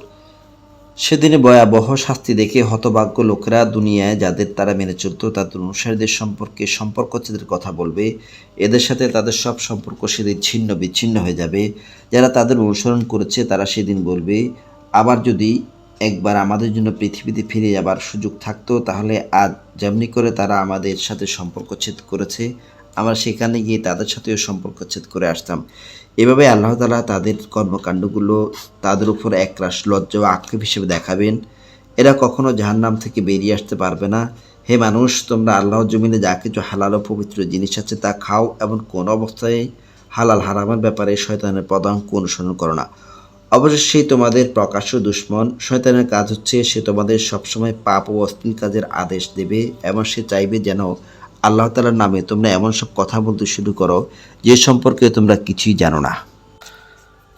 তাদের যখন বলা হয় আল্লাহ তাআলা যা কিছু নাজিল করেছেন তোমরা তা মেনে চলো, তারা বলে আমরা তো শুধু সেই পথেরই অনুসরণ করব যার উপর আমরা আমাদের বাপদাদাদের পেয়েছি।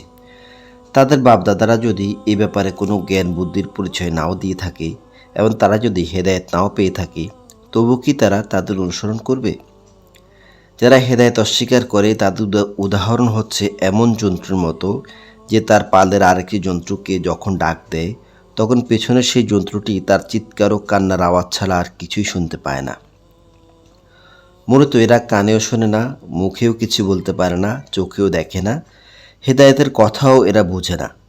হে মানুষ, তোমরা যারা ঈমান এনেছো, তোমরা যদি একান্তভাবে আল্লাহ তাআলারই দাসত্ব করো, তাহলে আমি যেসব পাক পবিত্র জিনিস তোমাদের দান করেছি নিঃসংকোচে তা তোমরা খাও এবং নিয়ামতের জন্য তোমরা আল্লাহ তাআলার শুকর আদায় করো।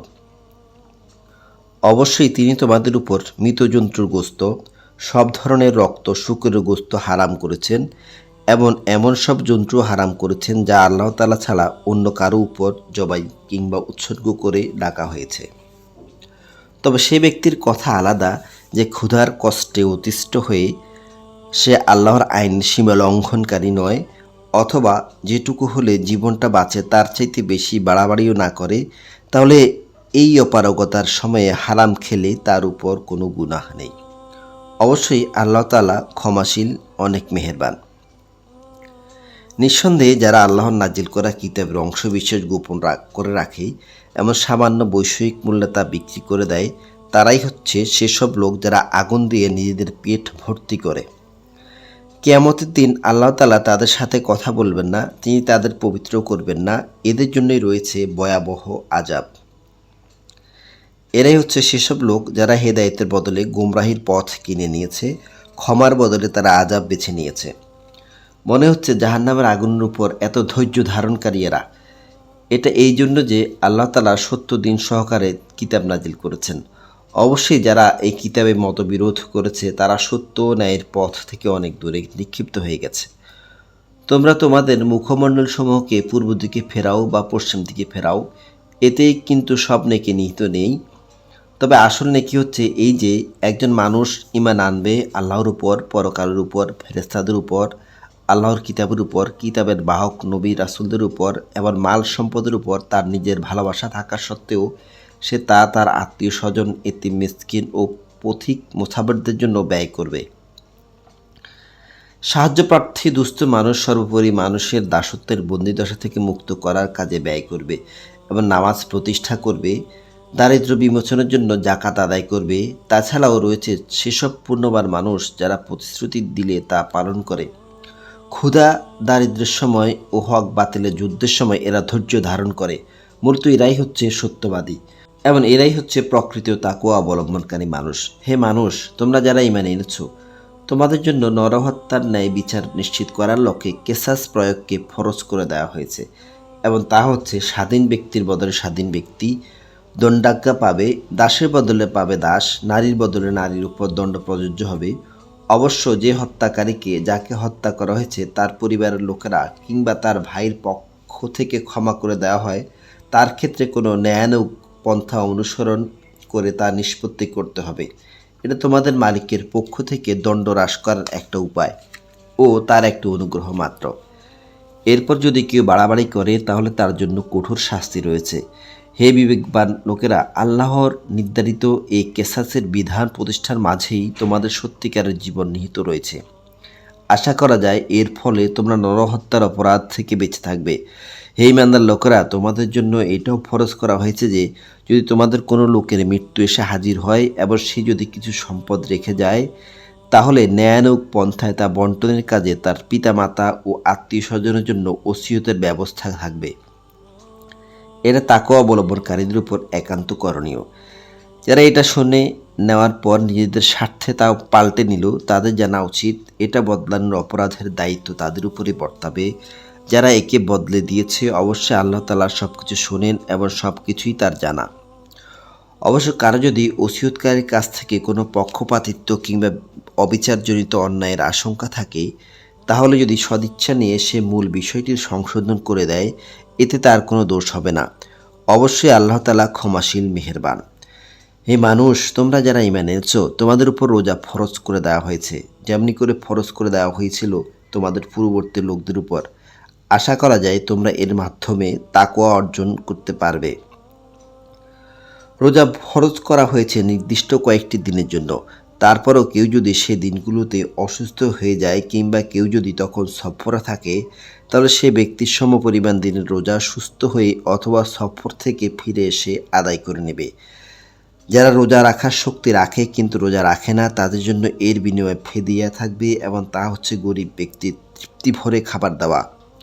অবশ্য যদি কোনো ব্যক্তি এর চাইতে বেশি দিয়ে ভালো কাজ করতে চায়, তাহলে এই অতিরিক্ত কাজ তার জন্য হবে একান্ত কল্যাণকর।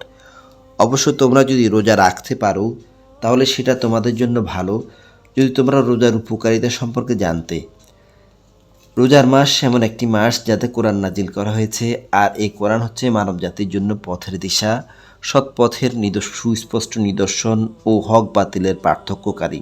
অতএব তোমাদের মধ্যে যে ব্যক্তি এই মাসটি পাবে সে এতে রোজা রাখবে। তবে যদি সে অসুস্থ হয়ে পড়ে কিংবা সফরে থাকে, সে পরবর্তী কোনো সময়ে গুনে গুনে সেই পরিমাণ দিন পূরণ করে নিবে। এই সুযোগ দিয়ে আল্লাহ তাআলা তোমাদের কাজকর্মকে আসান করে দিতে চান। আল্লাহ তাআলা কখনোই তোমাদের জীবনকে কঠোর করে দিতে চান না। আল্লাহর উদ্দেশ্য হচ্ছে তোমরা যেন গুনে গুনে রোজার সংখ্যাগুলো পূরণ করো। আল্লাহ তাআলা তোমাদের কোরআনের মাধ্যমে যে পথ দেখিয়েছেন তার জন্যে তোমরা তার মাহাত্ম্য বর্ণনা করো এবং তার কৃতজ্ঞতা আদায় করো। হে নবী, আমার কোনো বান্দা যখন তোমাকে আমার ব্যাপারে জিজ্ঞেস করে, তুমি তাকে বলে দিও, আমি তার একান্ত কাছেই আছি। আমি আহ্বানকারীর ডাকে সাড়া দিই যখন সে আমাকে ডাকে। তাই তাদেরও উচিত আমার আহ্বানে সাড়া দেওয়া এবং সম্পূর্ণভাবে আমার উপরে ঈমান আনা। আশা করা যায় তারা সঠিক পথের সন্ধান পাবে। রোজার মাসের রাতের বেলায় তোমাদের স্ত্রীদের কাছে যৌন মিলনের জন্য যাওয়া তোমাদের জন্য হালাল করে দেওয়া হয়েছে। আসলে তোমাদের নারীরা যেমনি তোমাদের জন্য পোশাক স্বরূপ, ঠিক তোমরাও তাদের জন্য পোশাক স্বরূপ। আল্লাহ তাআলা এটা জেনেছেন যে রোজার মাসে রাতের বেলায় স্ত্রী সহবাসের ব্যাপারে তোমরা নিজেদের সাথে খেয়ানত করছিলে। অতঃপর তিনি কড়াকড়ি শিথিল করে তোমাদের উপর দয়া পরবশ হলেন এবং তোমাদের মাফ করে দিলেন। এখন তোমরা চাইলে তাদের সাথে সহবাস করতে পারো এবং এই ব্যাপারে আল্লাহ তাআলা তোমাদের জন্য যা লিখে রেখেছেন তার সন্ধান করো। রোজায় তোমরা পানাহার অব্যাহত রাখতে পারো যতক্ষণ পর্যন্ত রাতের অন্ধকার রেখার ভেতর থেকে ভোরের শুভ্র আলোক রেখা তোমাদের জন্য পরিষ্কার প্রতিভাত না হয়। অতঃপর তোমরা রাতের আগমন পর্যন্ত রোজা পূর্ণ করে নাও। মসজিদে যখন তোমরা এতেকাফ অবস্থায় থাকবে তখন নারী সম্ভোগ থেকে বিরত থেকেও। রোজার ব্যাপারে এগুলি হচ্ছে আল্লাহ তাআলা নির্ধারিত সীমারেখা। অতঃপর তোমরা এই সীমারেখার কাছেও যেও না। এইভাবে আল্লাহ তাআলা তার আয়াতসমূহ মানুষদের জন্য বর্ণনা করেন। আশা করা যায় তারা তাকওয়া অর্জন করতে পারবে। তোমরা একে অন্যের অর্থ সম্পদ অবৈধভাবে আত্মসাৎ করো না। আবার জেনে বুঝে অন্যায়ভাবে অন্য মানুষদের সম্পদের কোনো অংশ ভোগ করার জন্য তাকে বিচারকদের সামনে ঘুষ কিংবা প্রলোভন হিসেবেও পেশ করো না। হে নবী, তারা তোমাকে নতুন চাঁদগুলো তাদের বাড়া কমা সম্পর্কে জিজ্ঞেস করবে। তুমি তাদের বলে দাও, মূলত এগুলো হচ্ছে মানব জাতির জন্য একটি স্থায়ী সময় নির্ঘণ্ট, যার মাধ্যমে মানুষরা দিন তারিখ জানতে পারে এবং জেনে নিতে পারে হজ্জের সময়সূচিও। এহরাম বাঁধার পর পেছন দরজা দিয়ে ঘরে প্রবেশ করার মাঝে কোনো সোয়াব নেই। আসল সোয়াব হচ্ছে কে আল্লাহ তাআলাকে ভয় করলো সেটা দেখা। এখন থেকে ঘরে ঢোকার সময় সামনের দুয়ার দিয়ে তোমরা এসো। তোমরা একমাত্র আল্লাহ তাআলাকে ভয় করবে। আশা করা যায় তোমরা সফল হতে পারবে। তোমরা আল্লাহ তাআলার পথে সেসব লোকের সাথে লড়াই করো যারা তোমাদের সাথে লড়াই করে। তোমরা কোনো অবস্থায় সীমা লঙ্ঘন করো না। নিঃসন্দেহে আল্লাহ তাআলা সীমা লঙ্ঘনকারীদের পছন্দ করেন না। যুদ্ধের ময়দানে যেখানেই তোমরা তাদের পাও সেখানেই তোমরা তাদের হত্যা করো। যেসব স্থান থেকে তারা তোমাদের বের করে দিয়েছে তোমরা তাদের সেসব স্থান থেকে বের করে দাও। জেনে রেখো, ফিতনা, ফাসাদ, নরহত্যার চাইতে বড় অপরাধ। তোমরা কাবা ঘরের পাশে কখনো তাদের সাথে যুদ্ধে লিপ্ত হইও না যতক্ষণ পর্যন্ত তারা সেখানে তোমাদের সাথে যুদ্ধ না করে। তারা যদি তোমাদের সাথে যুদ্ধ করে তাহলে তোমরাও তাদের সাথে যুদ্ধ করো। মূলত এভাবেই কাফিরদের শাস্তি নির্ধারণ করা হয়েছে। অথবা তারা যদি যুদ্ধ থেকে ফিরে আসে তাহলে মনে রেখো, আল্লাহ তাআলা বড়ই ক্ষমাশীল ও দয়ার আধার। তোমরা তাদের সাথে লড়াই করতে থাকো যতক্ষণ না জমিনে শিরকের ফিতনা অবশিষ্ট থাকে এবং আল্লাহর জমিনের আল্লাহ দেওয়া জীবন বিধান পুরোপুরি আল্লাহর জন্য নির্দিষ্ট হয়ে যায়। যদি তারা যুদ্ধ থেকে ফিরে আসে তবে তাদের সাথে আর কোনো বাড়াবাড়ি নয়। অবশ্য যারা জালেম তাদের কথা আলাদা। একটি সম্মানিত মাসের বদলেই একটি সম্মানিত মাস আশা করা যায়, কিন্তু এই সম্মানিত মাসসমূহে প্রতিশোধ বৈধ হবে। এ সময় যদি কেউ তোমাদের উপর বাড়াবাড়ি করে তাহলে তোমরা তার উপর তেমনি হস্ত প্রসারিত করো যেমনি করে তারা তোমাদের উপর বাড়াবাড়ি করেছে। তবে সর্বদাই তাকওয়া অবলম্বন করতে থাকো। জেনে রেখো, যারা সীমা লঙ্ঘন থেকে বেঁচে থাকে আল্লাহ তাআলা তাদের সাথেই রয়েছেন। তোমরা আল্লাহর পথে অর্থ সম্পদ ব্যয় করো, সম্পদ আঁকড়ে ধরে নিজেদের হাতেই নিজেদের ধ্বংসের আতরে নিক্ষেপ করো না, এবং তোমরা মানুষদের সাথেই অনুগ্রহ করো। অবশ্যই আল্লাহ তাআলা অনুগ্রহকারীদের ব্যক্তিদের ভালোবাসেন। তোমরা আল্লাহ তাআলার সন্তুষ্টির জন্য হজ ও উমরা পালন করো। পথে যদি তোমাদের কোথাও আটকে দেওয়া হয় তাহলে সে স্থানে কোরবানির জন্য যা কিছু সহজভাবে তাদের কাছে পাওয়া যায় তা দিয়ে কোরবানি আদায় করে নাও। তবে কোরবানির পশু তার নির্দিষ্ট গন্তব্যস্থলে পৌঁছার আগ পর্যন্ত তোমরা তোমাদের মাথা মুন্ডন করো না। যদি তোমাদের মধ্যে কোনো ব্যক্তি অসুস্থ হয়ে পড়ে অথবা যদি তার মাথায় কোনো রোগ থাকে যে কারণে আগেই তার মাথা মুন্ডন করা প্রয়োজন হয়, তাহলে সে যেন এর বিনিময়ে ফিদিয়া আদায় করে, এবং তা হচ্ছে কিছু রোজা রাখা অথবা অর্থ দান করা কিংবা কোরবানি আদায় করা। অতঃপর তোমরা যখন নিরাপদ হয়ে যাবে তখন তোমাদের কেউ যদি একসাথে হজ ও উমরা আদায় করতে চায়, তার উচিত তার জন্য যা সহজলভ্য তা দিয়ে কোরবানি আদায় করা।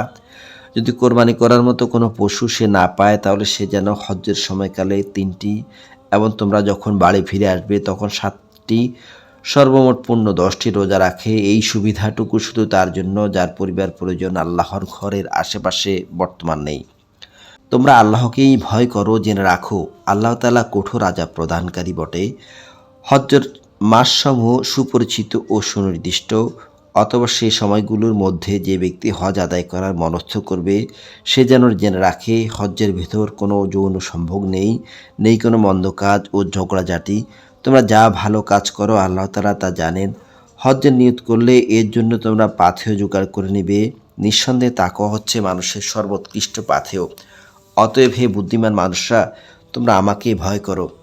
হজ্জের এই সময়গুলোতে যদি তোমরা তোমাদের মালিকের অনুগ্রহ তালাশ করতে গিয়ে কোনো ব্যবসা বাণিজ্য করতে চাও তাতে তোমাদের উপর কোনোই দোষ নেই। অতঃপর যখন আরাফাতের ময়দান থেকে ফিরে আসবে তখন মুজদালিফায় মাশআরে হারামের কাছে এসে আল্লাহকে স্মরণ করো, ঠিক যেমনি করে আল্লাহ তাআলা তোমাদের তাকে ডাকার পথ বলে দিয়েছেন, যদিও ইতিপূর্বে তোমরা পথভ্রষ্টদের দলে সামিল ছিলে।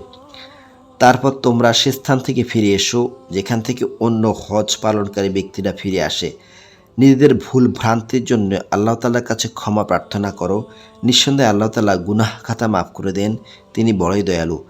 যখন তোমরা তোমাদের হজ্জের যাবতীয় আনুষ্ঠানিকতা শেষ করে নেবে তখন এখানে বসে আগের দিন যেভাবে তোমরা তোমাদের পূর্বপুরুষদের গৌরবের কথা স্মরণ করতে, তেমনি বরং তার চাইতে বেশি পরিমাণে আল্লাহকে স্মরণ করো।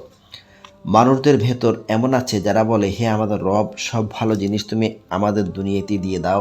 হ্যাঁ, যারা এই ধরনের কথা বলে তাদের জন্য পরকালে আর কোনো পাওনা বাকি থাকে না।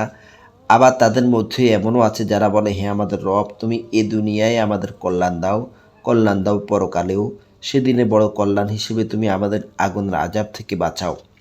এ ধরনের লোকদের জন্য তাদের নিজ নিজ অর্জন মোতাবেক তাদের যথার্থ হিস্সা নির্ধারিত রয়েছে। আল্লাহ তাআলা হচ্ছেন দ্রুত হিসাব গ্রহণকারী। হাতে গোনা হজ্জের এই কয়টি দিনে তোমরা আল্লাহকে স্মরণ করো। হজ্জের পর যদি কেউ তাড়াহুড়া করে দুদিনের মধ্যে মিনা থেকে ফিরে আসে তাতে যেমন তার কোনো দোষ নেই, তেমনি কেউ যদি সেখানে আরও বেশি অপেক্ষা করতে চায় তাতেও তার কোনো দোষ নেই। এ নিয়ে হচ্ছে তার জন্য যে আল্লাহকে ভয় করেছে। তোমরা শুধু আল্লাহ তাআলাকে ভয় করো এবং জেনে রাখো একদিন তোমাদের অবশ্যই তার কাছে জড়ো করা হবে।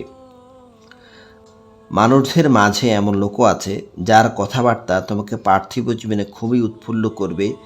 তার মনে যা কিছু আছে সে তার উপর আল্লাহ তাআলাকে সাক্ষী বানায়, কিন্তু সে হচ্ছে ভীষণ ঝগড়াটে ব্যক্তি। যখন সে জমিনের কোথাও ক্ষমতা লাভ করে তখন সে চেষ্টা করে সেখানে যেন সে নানা অশান্তি সৃষ্টি করতে পারে, জমিনের শস্যক্ষেত্র বিনাশ করে দিতে পারে, জীবজন্তু ও মানুষের বংশ নির্মূল করে দিতে পারে। মূলত আল্লাহ তাআলা কখনো বিপর্যয় সৃষ্টিকারীদের পছন্দ করেন না। যখন তাকে বলা হয় ফিতনা ফাসাদ না করে তুমি আল্লাহ তাআলাকে ভয় করো, তখন মিথ্যা অহংকার তাকে গুনাহের প্রতি আরও বেশি উৎসাহিত করে। মূলত এই চরিত্রের লোকের জন্য জাহান্নামই যথেষ্ট। অবশ্যই জাহান্নাম হচ্ছে নিকৃষ্টতম ঠিকানা। মানুষদের ভেতর আবার এমন কিছু লোকও রয়েছে যারা আল্লাহ তাআলার সন্তুষ্টি লাভের জন্য নিজের জীবন পর্যন্ত বিক্রি করে দেয়। এ ধরনের বান্দাদের প্রতি আল্লাহ তাআলা বড়ই অনুগ্রহশীল।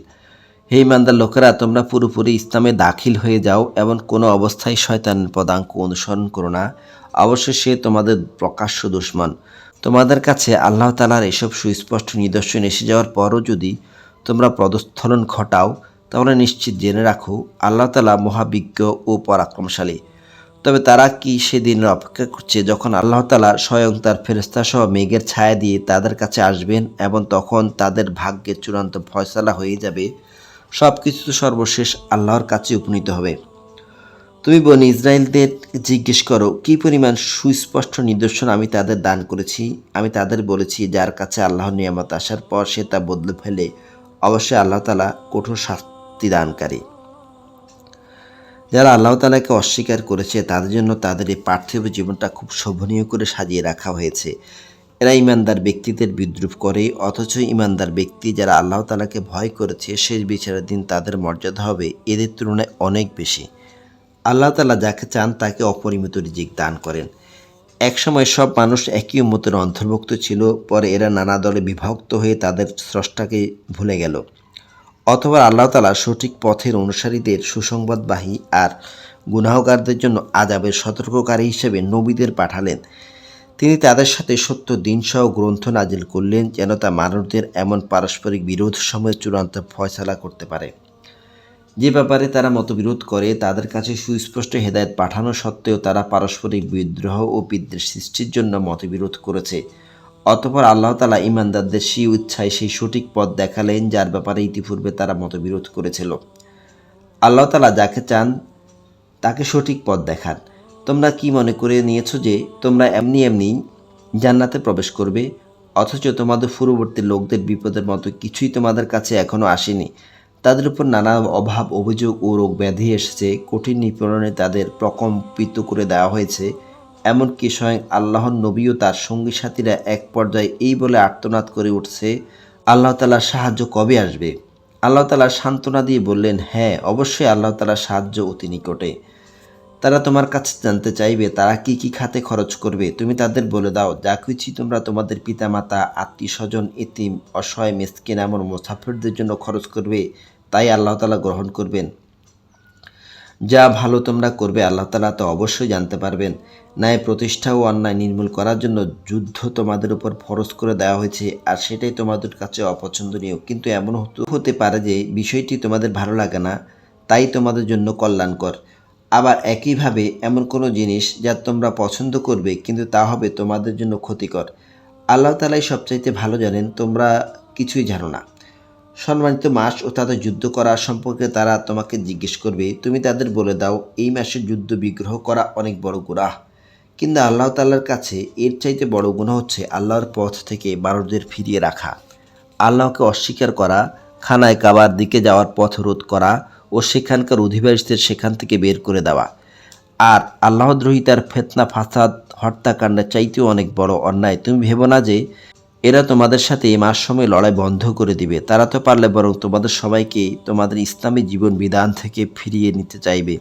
যদি তোমাদের কোনো ব্যক্তি তার দিন থেকে ফিরে যায় অথবা সেই মৃত্যু মুখে পতিত হয় এমন অবস্থায় যে সে সুস্পষ্ট কাফির ছিল, তাহলে তারাই হবে সেসব লোক যাদের যাবতীয় কর্মকাণ্ড দুনিয়ায় আখিরাতে বিফল যাবে, আর এরাই হবে জাহান্নামের অধিবাসী। সেখানে তারা চিরদিন থাকবে। নিঃসন্দেহে যারা ঈমান এনেছে, যারা হিজরত করেছে এবং আল্লাহর পথে জিহাদ করেছে, তারাই হচ্ছে এমন লোক যাদের ব্যাপারে আল্লাহ তাআলার অনুগ্রহের আশা করা যায়। আল্লাহ তাআলা ক্ষমাশীল, অত্যন্ত দয়ালু। হে নবী, এরা তোমাকে মদ ও জুয়া সম্পর্কে জিজ্ঞেস করবে।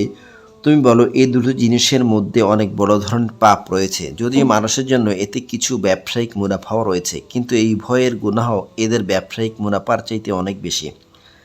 তারা তোমাকে এও জিজ্ঞেস করে যে তারা নেক কাজে কি খরচ করবে। তুমি তাদের বলো, দৈনন্দিন প্রয়োজন পূরণের পর যা অতিরিক্ত তা খরচ করো। আল্লাহ তাআলা এভাবে তোমাদের জন্য তার আয়াতসমূহ খুলে খুলে বলে দেন। আশা করা যায় তোমরা চিন্তা ভাবনা করবে। ইহকাল পরকাল উভয় সময় নিয়ে চিন্তা ভাবনা করবে। তোমাকে তারা এতিমদের ব্যাপারে জিজ্ঞেস করবে। তুমি বলো, সংশোধনের সব পন্থাই তাদের জন্য উত্তম। যদি তোমরা তোমাদের ধন সম্পদ তাদের সাথে মিশিয়ে ফেলো তাতে কোনো দোষ নেই, কারণ তারা তো তোমাদেরই ভাই, আর আল্লাহ তাআলা এটা ভালো করেই জানেন কে ন্যায়ান্বিক পন্থায় আছে আর কে ফাসাদি স্বভাবের লোক। আল্লাহ তাআলা চাইলে এই ব্যাপারে তোমাদের আরও অধিক কষ্ট দিতে পারতেন। নিঃসন্দেহে আল্লাহ তাআলা মহাক্ষমতাবান, কুশলী। তোমরা কখনো কোনো মুশরিক নারীকে বিয়ে করো না যতক্ষণ না তারা ঈমান আনে। মনে রেখো, একজন মুসলমান দাসীও একজন ঐতিহ্যবাহী মুশরিক নারীর চাইতে উত্তম, যদিও এই মুশরিক নারীটি তোমাদের বেশি ভালো লাগে। আর তোমরা কোনো মুশরিক ব্যক্তির কাছে মুসলিম মহিলাদের বিয়ে দেবে না যতক্ষণ না তারা আল্লাহর উপর ঈমান আনে, কেননা একজন ঈমানদার দাসও একজন উঁচু খানদানের মুশরিক ব্যক্তির চাইতে ভালো, যদিও এই মুশরিক ব্যক্তিটি তোমাদের ভালো লাগে, কেননা এরা তোমাদের জাহান্নামের আগুনের দিকেই ডাকে।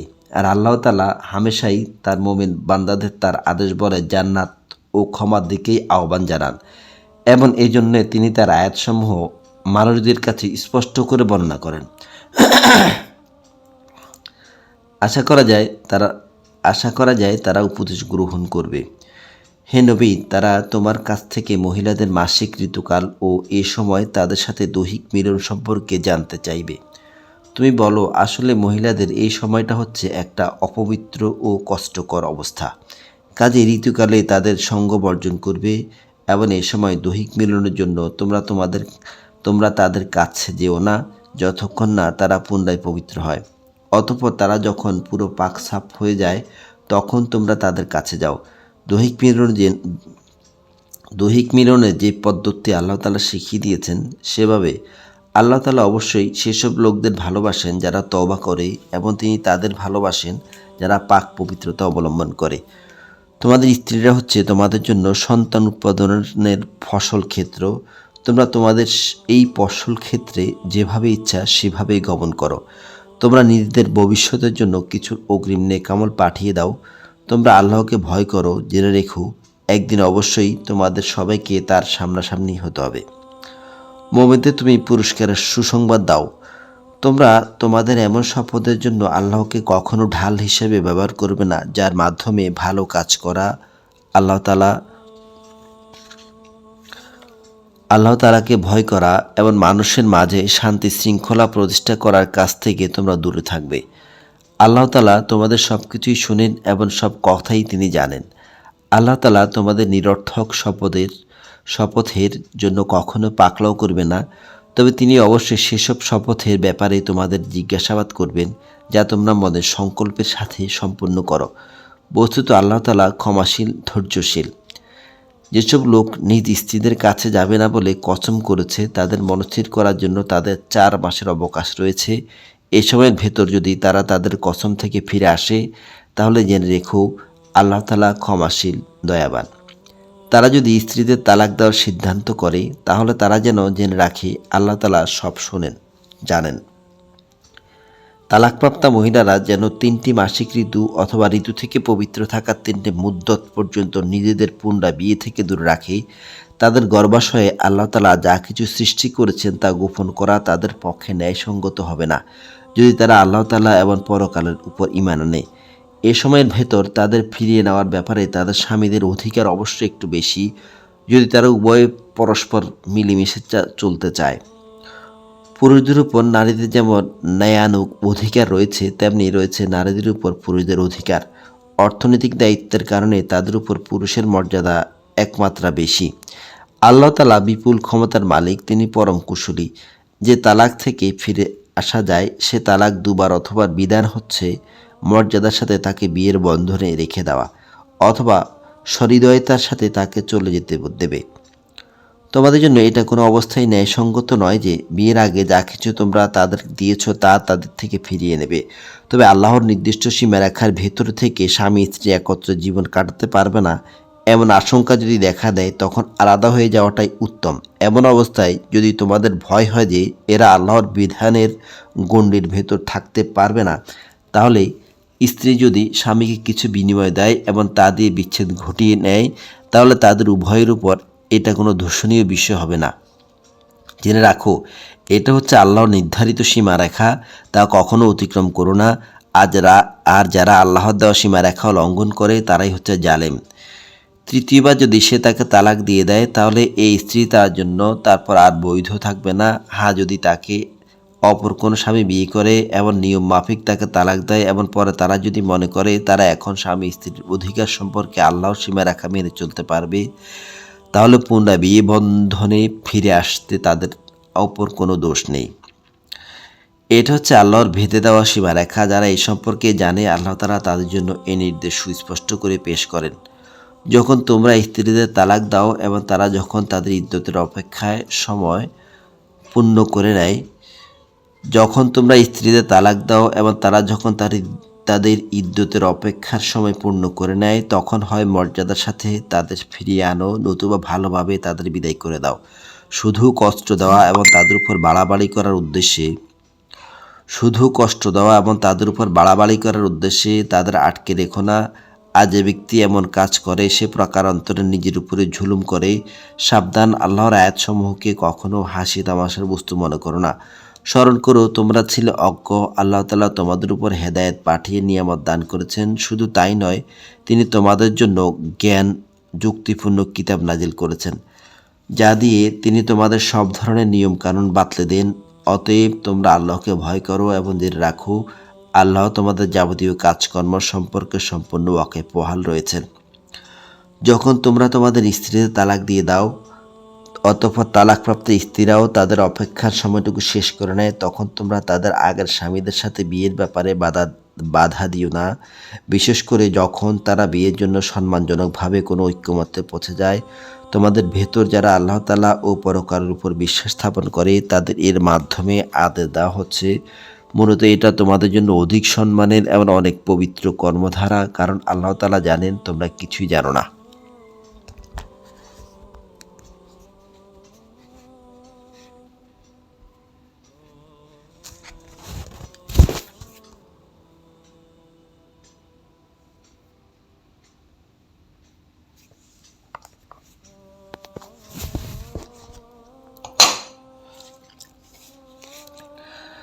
মায়েরা পুরো 2 বছরেই তাদের সন্তানকে বুকে দুধ খাওয়াবে। এই নিয়ম তার জন্য যে ব্যক্তি সন্তানের দুধ খাওয়ানোটা পুরোপুরি আদায় করতে চায়। সন্তানের দুধ খাওয়ানোর জন্য মায়েদের সম্মানজনক ভরণ পোষণ সুনিশ্চিত করতে হবে। কোনো ব্যক্তির উপর তার সাধ্যাতীত বোঝা চাপিয়ে দেওয়া যাবে না। পিতার সঙ্গতির কথা ভাবতে গিয়ে দেখতে হবে মায়েরাও যেন আবার নিজ সন্তান নিয়ে বেশি কষ্টে না পড়ে যায়, এবং পিতাকেও যেন সন্তান জন্ম দেওয়ার কারণে অযথা কষ্টে পড়ে যেতে না হয়, সেটাও খেয়াল রাখতে হবে। সন্তানের পিতার অবর্তমানে তার উত্তরাধিকারীদের উপর সন্তানের জন্মদাত্রী মায়ের অধিকার এভাবে বহাল থাকবে। তবে কোনো পর্যায়ে তারা উভয়ে যদি পারস্পরিক সম্মতি পরামর্শের ভিত্তিতে আগে ভাগেই সন্তানের দুধ ছাড়িয়ে নিতে চায়, তাতেও তাদের উপর কোনো দোষের কিছু নেই। তোমরা যদি নিজেদের বদলে অন্য কাউকে সন্তানের দুধ খাওয়ানোর জন্য নিয়োগ করতে চাও এবং যদি ধাত্রীর পাওনা যথাযথভাবে তোমরা বুঝিয়ে দাও, তাতেও কোনো গুনাহ নেই। সর্বাবস্থায় তোমরা আল্লাহ তাআলাকে ভয় করো এবং জেনে রাখো, তোমরা যা কিছুই করো আল্লাহ তাআলা তার সব কিছুই দেখতে পান। তোমাদের মধ্যে যারা মৃত্যুর মুখে পতিত হয় এবং তারা যদি তাদের স্ত্রীদের জীবিত রেখে যায়, সে অবস্থায় স্ত্রীরা যদি বিয়ে করতে চায়, তাহলে তারা তাদের নিজেদের 4 মাস 10 দিন পর্যন্ত সময় বিয়ে থেকে বিরত রাখবে। অপেক্ষার এই সময়টুকু যখন তারা পূরণ করে নেবে, তখন এই বিষয়টিতে তোমাদের উপর কোনো দোষ চাপানো হবে না। তখন তারা নিজেদের বিয়ের ব্যাপারে ন্যায়ানুগ পন্থায় যা ইচ্ছা তা করবে। মূলত তোমরা যে যাই করো না কেন, আল্লাহ তাআলা তার পুরোপুরি খবর রাখেন। এমনকি সে অপেক্ষার সময় শেষ হওয়ার আগেও তোমরা কেউ যদি তাদের বিয়ে করার জন্য পয়গাম পাঠাও কিংবা তেমন কোনো ইচ্ছা যদি তোমরা নিজেদের মনের ভেতর লুকিয়ে রাখো, তাতেও তোমাদের উপর কোনো দোষ নেই, কেননা আল্লাহ তাআলা এটা ভালো করেই জানেন। তাদের কথা তোমরা বারবার স্মরণ করো, কিন্তু সাবধান, আড়ালে অবডালে থেকে গোপনে তাদের বিয়ের কোনো প্রতিশ্রুতি দিও না। তাদের সাথে কখনো তোমাদের কথা বলতে গেলে তা বলবে সম্মানজনক পন্থায়। তার অপেক্ষার আল্লাহর নির্ধারিত ইদ্যত শেষ হবার আগে কখনো তার সাথে বিয়ে সংকল্প করো না।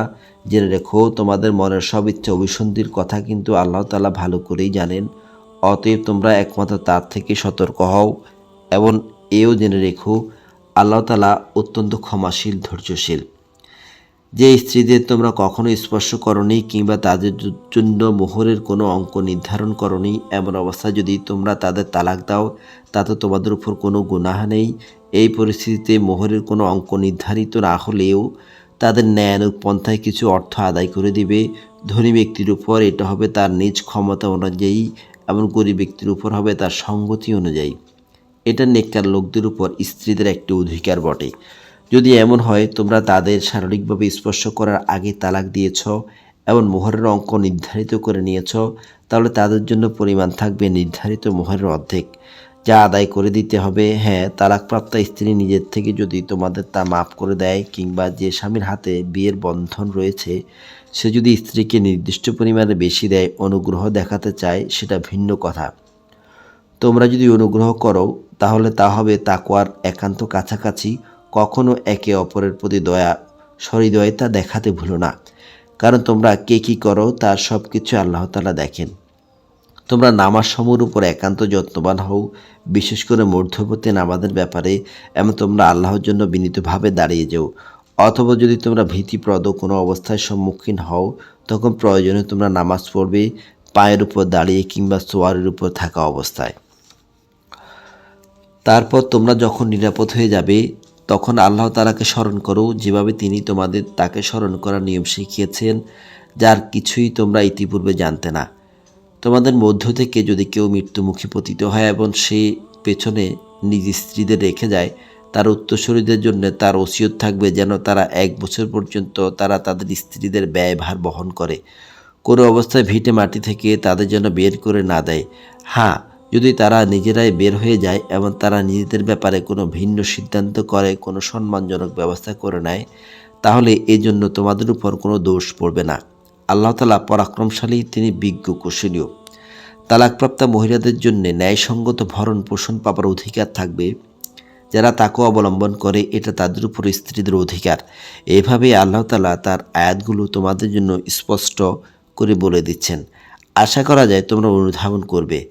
তুমি কি তাদের পরিণতি দেখোনি যারা মৃত্যুর ভয়ে নিজেদের ভিটে মাটি ছেড়ে বেরিয়ে এসেছিল, অথচ তারা সংখ্যায় ছিল হাজার হাজার। এই কাপুরুষোচিত আচরণের জন্য আল্লাহ তাআলা তাদের বললেন, তোমরা নিপাত হয়ে যাও। এরপর তিনি তাদের পুনরায় জীবন দান করলেন। আল্লাহ তাআলা মানুষের উপর সর্বদাই অনুগ্রহশীল, কিন্তু মানুষের অধিকাংশই এই জন্য আল্লাহর কৃতজ্ঞতা আদায় করে না। তোমরা আল্লাহর পথে লড়াই করো এবং ভালো করে জেনে রাখো, আল্লাহ তাআলা অবশ্যই সব কিছু শোনেন, তিনি সব কিছু জানেন। কে এমন আছে যে আল্লাহকে উত্তম ঋণ দেবে? যে কেউই আল্লাহকে ঋণ দিবে সে যেন জেনে রাখে, আল্লাহ তাআলা ঋণের সে অঙ্কটি তার জন্য বহুগুণ বাড়িয়ে দিবেন। আল্লাহ তাআলা কাউকে ধনী আবার কাউকে গরিব করেন, আর তোমাদের ধনী গরিব সবাইকে তো একদিন তার কাছে ফিরিয়ে নেওয়া হবে। তুমি কি মূসার পর বনী ইসরাইল দলের কাছে পাঠানো তাদের কতিপয় নেতাকে দেখোনি, যখন তারা তাদের নবীর কাছে বলেছিল, আমাদের জন্য একজন বাদশাহ ঠিক করে দাও, যেন তার সাথে মিলে আমরা আল্লাহর পথে লড়াই করতে পারি। আল্লাহর সেই নবী তাদের বলল, তোমাদের অবস্থা আগের লোকদের মতো এমন হবে না তো যে আল্লাহ তাআলা তোমাদের লড়াইয়ের আদেশ দেবেন এবং তোমরা লড়াই করবে না। তারা বলল, আমরা কেন আল্লাহর পথে লড়ব না, বিশেষ করে যখন আমাদেরকে আমাদের বাড়িঘর থেকে বের করে দেওয়া হয়েছে, আমাদের ছেলে মেয়েদের কাছ থেকে আমাদের বিচ্ছিন্ন করে দেওয়া হয়েছে, অথবা যখন সত্যি সত্যি তাদের যুদ্ধের আদেশ দেওয়া হলো, তখন তাদের মধ্যে থেকে কতিপয় সাহসী বান্দা ছাড়া অধিকাংশই ময়দান ছেড়ে পালিয়ে গেল। আল্লাহ তাআলা জালেমদের ভালো করেই জানেন। তাদের নবী তাদের বলল, নিঃসন্দেহে আল্লাহ তাআলা তালুতকে তোমাদের উপর বাদশাহ নিযুক্ত করে পাঠিয়েছেন। এ কথা শুনে তারা বলল, তার কি অধিকার আছে আমাদের উপর রাজত্ব করার? বাদশাহের অধিকার বরং তার চাইতে আমাদেরই বেশি। তাছাড়া অর্থ প্রাচুর্য ও তাকে কখনো বেশি দেওয়া হয়নি। আল্লাহ নবী বলল, তোমাদের বাদশাহ হিসেবে আল্লাহ তাআলা তাকে বাছাই করেছেন এবং এই জন্য তার শারীরিক যোগ্যতা ও জ্ঞান প্রতিভা বাড়িয়ে দিয়েছেন। আল্লাহ তাআলা যাকে চান তাকে তার রাজ ক্ষমতা দান করেন। আল্লাহ তাআলা প্রাচুর্যময় ও মহাবিজ্ঞ। তাদের নবী তাদের বলল, অবশ্যই তার বাছাইয়ের কিছু চিহ্ন থাকবে, এবং তা হচ্ছে সে তোমাদের সামনে বনী ইসরাইলীদের হারানো সিন্দুকটি এনে হাজির করবে। এতে তোমাদের জন্য তোমাদের মালিক আল্লাহর পক্ষ থেকে প্রশান্তির বিষয় মজুদ থাকবে। তাছাড়া এই সিন্দুকে মূসা ও হারুনের পরিবার পরিজনের কিছু রেখে যাওয়া জিনিসপত্র থাকবে। আল্লাহ তাআলার নির্দেশে তার ফেরেশতারাও এই সিন্দুক তোমাদের জন্য বহন করে আনবে। যদি তোমরা ঈমান আনো, তাহলে তোমরা দেখবে এতে তোমাদের জন্য অনেক নিদর্শন রয়েছে। রাজত্ব পেয়ে তারুত যখন নিজ বাহিনী নিয়ে এগিয়ে গেল, তখন সে তার লোকদের বলল, আল্লাহ তাআলা ঝর্ণার পানি দিয়ে তোমাদের পরীক্ষা করবেন। যদি তোমাদের মধ্যে কেউ এ থেকে কোনো পানি পান করে, তাহলে সে আর আমার দলভুক্ত থাকবে না, আর যে ব্যক্তি তা খাবে না অবশ্যই আমার দলভুক্ত থাকবে। আর যে ব্যক্তি তা খাবে না সে অবশ্যই আমার দলভুক্ত থাকবে। তবে কেউ যদি তার হাত দিয়ে সামান্য এক আজলা পানি পান করে নেয় তা ভিন্ন কথা। অতঃপর সেখানে গিয়ে হাতে গোনা কয়েকজন লোক ছাড়া আর সবাই তৃপ্তি ভরে পানি পান করে নিল। এই কজন লোক যারা তার কথার সাথে ঈমান এনেছিল, তারা এবং তারুদ যখন নদী পার হয়ে এগিয়ে গেল, তখন তারা নিজেদের দীনতা দেখে বলে উঠল, হে আল্লাহ, আজ জালুদ এবং তার বিশাল বাহিনীর মোকাবেলা করার শক্তি আমাদের নেই। তাদেরই সাথী বন্ধু যারা জানতো তাদের আল্লাহর সামনে হাজির হতে হবে, তারা বলল, ইতিহাসে এমন অনেকবারই দেখা গেছে আল্লাহর সাহায্য নিয়ে একটি ক্ষুদ্র দলও বিশাল বাহিনীর উপর জয়ী হয়েছে, কেননা আল্লাহ তাআলা ধৈর্যশীলদের সাথেই থাকেন। অতঃপর যখন সে তার সৈন্য নিয়ে জালুতের মোকাবেলা করার জন্য দাঁড়ালো, তখন তারা আল্লাহর কাছে সাহায্য চেয়ে বলল, হে আমাদের রব, তুমি আমাদের সবরের তৌফিক দান করো, দুশমনের মোকাবেলায় আমাদের কদমগুলোকে দৃঢ় রাখো এবং অবিশ্বাসী কাফেরদের মোকাবেলায় তুমি আমাদের সাহায্য করো। অথবা তারা আল্লাহর ইচ্ছায় তাদের পর্যুদস্ত করে দিল এবং দাউদ জালুদকে হত্যা করল। আল্লাহ তাআলা তাকে দুনিয়ার রাজত্ব দান করলেন এবং তাকে রাজত্বের কৌশল শিক্ষা দিলেন এবং তিনি তাকে নিজে ইচ্ছামতো আরও বহু বিষয়ের জ্ঞান দান করেন। আসলে আল্লাহ তাআলা যদি যুগে যুগে একদল লোককে দিয়ে আরেক দল লোককে শায়েস্তা না করতেন, তাহলে এই ভূখণ্ড ফিতনা ফাসাদে ভরে যেত। কিন্তু আল্লাহ তাআলা সৃষ্টিগুলোর উপর বড়ই অনুগ্রহশীল। এসব ঘটনা আল্লাহর এক একটা নিদর্শন, যা যথাযথভাবে আমি তোমাকে শুনিয়েছি। তুমি অবশ্যই আমার পাঠানো রসুলদের একজন। এই নবী রসুলদের কাউকে আমি কারো উপর বেশি মর্যাদা দান করেছি। এদের মধ্যে কেউ এমনও ছিল যার সাথে আল্লাহ তাআলা কথা বলেছেন, তাদের কারো মর্যাদা তিনি অন্যভাবে বাড়িয়ে দিয়েছেন। আমি মারিয়ামের ছেলে ঈসাকে কতিপয় উজ্জ্বল নিদর্শন দিয়েছিলাম, অতঃপর পবিত্র রূহের মাধ্যমে আমি তাকে সাহায্য করেছি। আল্লাহ তাআলা চাইলে তাদের আগমনের পর যাদের কাছে এসব উজ্জ্বল নিদর্শন এসেছে, তারা কখনো মারামারিতে লিপ্ত হতো না। কিন্তু রসুলদের পর তারা দলে উপদলে বিভক্ত হয়ে গেল। অতঃপর তাদের মধ্যে কিছু লোক ঈমান আনলো, আবার তাদের কিছু লোক কুফরি করল। অথচ আল্লাহ তাআলা চাইলে এরা কেউই যুদ্ধ বিগ্রহে লিপ্ত হতো না। কিন্তু আল্লাহ তাআলা তাই করেন যা তিনি ইচ্ছা করেন। হে ঈমানদাররা, তোমরা আমার দেওয়া ধন সম্পদ থেকে আমার পথে ব্যয় করো, সে দিনটি আসার আগে যেদিন কোনো রকম বেচাকেনা, বন্ধুত্ব, ভালোবাসা থাকবে না কোনো রকমের সুপারিশ। মূলত অস্বীকারীরাই হচ্ছে জালেম। মহান আল্লাহ তাআলা, তিনি ছাড়া দ্বিতীয় কোনো ইলাহ নেই। তিনি চিরঞ্জীব, তিনি অনাদি। গুম তো দূরের কথা, সামান্য তন্দ্রাও তাকে আচ্ছন্ন করে না। আসমানসমূহ ও জমিনে যা কিছু আছে তার সব কিছুই একচ্ছত্র মালিকানা তার। কে এমন আছে যে তার দরবারে বিনা অনুমতিতে সুপারিশ করবে? তাদের বর্তমান ভবিষ্যতের সব কিছুই তিনি জানেন। তার জানা বিষয়সমূহের কোনো কিছু তার সৃষ্টির কারো জ্ঞানের সীমা পরিসীমার আয়ত্তাধীন হতে পারে না। তবে তিনি যদি ভিন্ন কিছু চান সেটা আলাদা। তার বিশাল সাম্রাজ্য আসমান জমিনের সব কিছুই পরিবেষ্টন করে আছে। এই ওয়াইটির হেফাজত করার কাজটি কখনো তাকে পরিশ্রান্ত করে না। তিনি পরাক্রমশালী ও অসীম মর্যাদাবান। আল্লাহর দ্বীনের ব্যাপারে কোনো জোর জবরদস্তি নেই, কেননা সত্য এখানে মিথ্যা থেকে পরিষ্কার হয়ে গেছে। অতঃপর কোনো ব্যক্তি যদি বাতিল মতাদর্শকে অস্বীকার করে এবং আল্লাহর দেওয়া জীবন আদর্শের উপর ঈমান আনে, সে যেন এর মাধ্যমে এমন এক শক্তিশালী রশি ধরল যা কোনোদিনই ছেড়ে যাবার নয়। আল্লাহ তাআলা সব শুনেন এবং সব জানেন। যারা আল্লাহর উপর ঈমান আনে, আল্লাহ তাআলাই হচ্ছেন তাদের সাহায্যকারী বন্ধু। যারা আল্লাহর উপর ঈমান আনে, তিনি তাদের জাহিলিয়াতের অন্ধকার সমূহ থেকে ঈমানের আলোতে বের করে আনেন। অপরদিকে যারা আল্লাহকে অস্বীকার করে, বাতিল শক্তিসমূহই হয় তাদের সাহায্যকারী, তারা তাদের দিনের আলো থেকে কুফরের অন্ধকারের দিকে নিয়ে যায়। এরাই হচ্ছে জাহান্নামের অধিবাসী, সেখানে তারা চিরদিন থাকবে। তুমি কি সে ব্যক্তির অবস্থা দেখোনি যে ব্যক্তিকে আল্লাহ তাআলা দুনিয়ার রাষ্ট্র ক্ষমতা দেওয়ার পর সে ইব্রাহিমের সাথে স্বয়ং মালিকের ব্যাপারে বিতর্কে লিপ্ত হলো। বিতর্কের এক পর্যায়ে ইব্রাহিম বলল, আমার রব যিনি সৃষ্টিকুলকে জীবন দান করেন, মৃত্যু দান করেন। সে ধাম্বিক শাসক বলল, জীবন মৃত্যু তো আমিও দিই। ইব্রাহিম বলল, অবশ্যই আল্লাহ তাআলা পূর্ব দিক থেকে প্রতিদিন সূর্যের উদয়ন ঘটান। একবার তুমি তা পশ্চিম দিক থেকে বের করে দেখাও তো। এতে সত্য অস্বীকারী ব্যক্তিটি হতভম্ব হয়ে গেল। আসলে আল্লাহ তাআলা জালেম জাতিকে কখনো পথের দিশা দেন না। অথবা ঘটনাটি কি সে ব্যক্তির মতো যে একটি বস্তির পাশ দিয়ে গেল, সে দেখল তা আপন অস্তিত্বের উপর বিধ্বস্ত হয়ে মুখ থুবড়ে পড়ে আছে। তখন সে ব্যক্তি বলল, এই মৃত জনপদ কিভাবে আল্লাহ তাআলা আবার পুনর্জীবন দান করবেন? অতঃপর আল্লাহ তাআলা সত্যি সত্যি তাকে মৃত্যু দান করলেন এবং এভাবেই তাকে 100 বছর মৃত ফেলে রাখলেন। এরপর তাকে পুনরায় জীবিত করলেন। এবার জিজ্ঞেস করলেন, বলতে পারবে তুমি কতকাল মৃত অবস্থায় কাটিয়েছ? সে বলল, একদিন কিংবা একদিনের কিছু অংশ আমি মৃত অবস্থায় কাটিয়েছি। আল্লাহ তাআলা বললেন, বরং এমনি অবস্থায় তুমি 100 বছর কাটিয়ে দিয়েছ। তাকিয়ে দেখো তোমার নিজস্ব খাবার ও পানীয়র দিকে, দেখবে তা বিন্দুমাত্র পচেনি। তোমার গাধাটির দিকে দেখো তোমার গাধাটির দিকে দেখো, তাও একই অবস্থায় আছে। আমি এসব এজন্যে দেখালাম যেন আমি তোমাকে মানুষদের জন্য পরকালীন জীবনে একটি জীবন্ত প্রমাণ হিসেবে উপস্থাপন করতে পারি।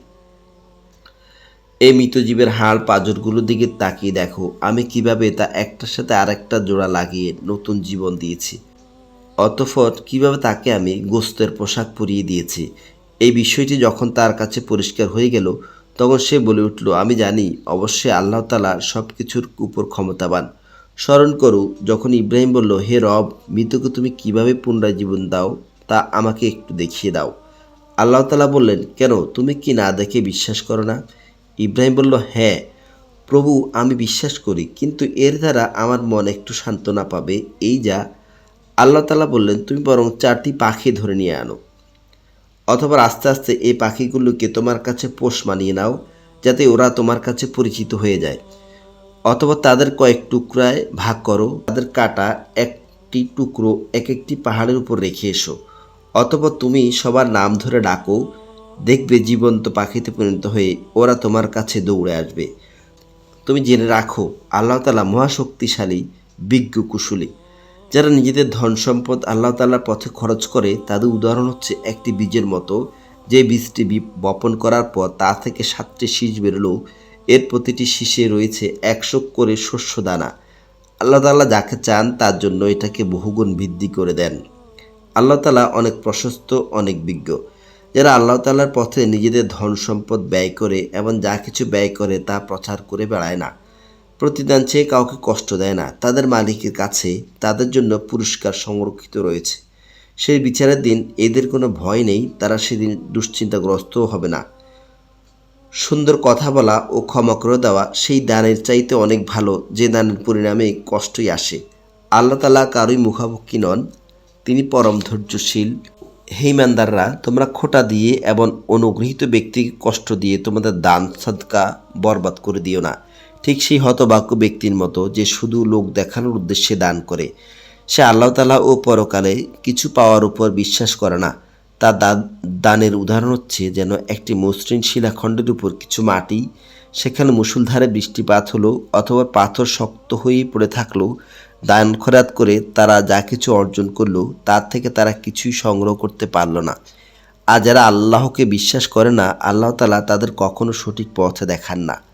অপরদিকে যারা আল্লাহ তাআলার সন্তুষ্টি এবং নিজেদের মানসিক অবস্থাকে আল্লাহর পথে সুদৃঢ় রাখার জন্যে নিজেদের ধন সম্পদ ব্যয় করে, তাদের উদাহরণ হচ্ছে যেন তা কোনো উঁচু পাহাড়ের উপত্যকায় একটি সজ্জিত ফসলের বাগান। যদি সেখানে প্রবল বৃষ্টিপাত হয়, তাদের ফসলের পরিমাণ দ্বিগুণ বৃদ্ধি পায়, আর তা না হলেও শিশির বিন্দুগুলোই ফসলের জন্য যথেষ্ট হয়। আল্লাহ তাআলা ভালো করেই পর্যবেক্ষণ করেন তোমরা কে কী কাজ করো। তোমাদের কেউ কি চাইবে যে তার কাছে সুন্দর একটি বাগান থাকুক, যাতে খেজুর ও আঙ্গুর থাকবে, তার তলদেশ দিয়ে আবার প্রবাহমান থাকবে কতিপয় ঝর্ণা দ্বারা, সেখানে আরও থাকবে সব ধরনের ফলমূল, আর এগুলো ভোগ করার আগেই বাগানের মালিক বয়সের ভারে নুয়ে পড়বে এবং তার কিছু দুর্বল সন্তান থাকবে। এই অবস্থায় হঠাৎ করে আগুনের এক ঘূর্ণিবায়ু এসে তার সব স্বপ্ন জ্বালিয়ে দিয়ে যাবে। এভাবে আল্লাহ তাআলা তার নিদর্শনগুলো তোমাদের মধ্যে সুস্পষ্টভাবে বর্ণনা করেন, যাতে তোমরা এসব বিষয় নিয়ে চিন্তা গবেষণা করতে পারো। হে ঈমানদার লোকেরা, তোমরা নিজেরা যা অর্জন করছো সেই পবিত্র সম্পদ এবং যা আমি জমিনের ভেতর থেকে তোমাদের জন্য বের করে এনেছি, তা আল্লাহর পথে ব্যয় করো। আল্লাহর জন্য এমন খারাপ জিনিসগুলো বেছে তার থেকে ব্যয় করো না, যা অন্যরা তোমাদের দিলে তোমরা তা গ্রহণ করবে না। অবশ্য যা কিছু তোমরা অনিচ্ছাকৃতভাবে গ্রহণ করবে তা আলাদা। জেনে রেখো, আল্লাহ তাআলা কোনো কিছুরই মুখাপেক্ষী নন, সব প্রশংসার মালিক তো তিনি। আল্লাহর পথে দান করার সময় শয়তান তোমাদের অভাব অনটনের ভয় দেখাবে এবং নানাবিধ অশ্লীল কর্মকাণ্ডের আদেশ দেবে। আর আল্লাহ তাআলা তোমাদের তার কাছ থেকে অসীম বরকত ও ক্ষমার প্রতিশ্রুতি দিচ্ছেন। আল্লাহ তাআলা প্রাচুর্যময় ও সম্যক অবগত। আল্লাহ তাআলা যাকে চান তাকে জ্ঞান কৌশল দান করেন।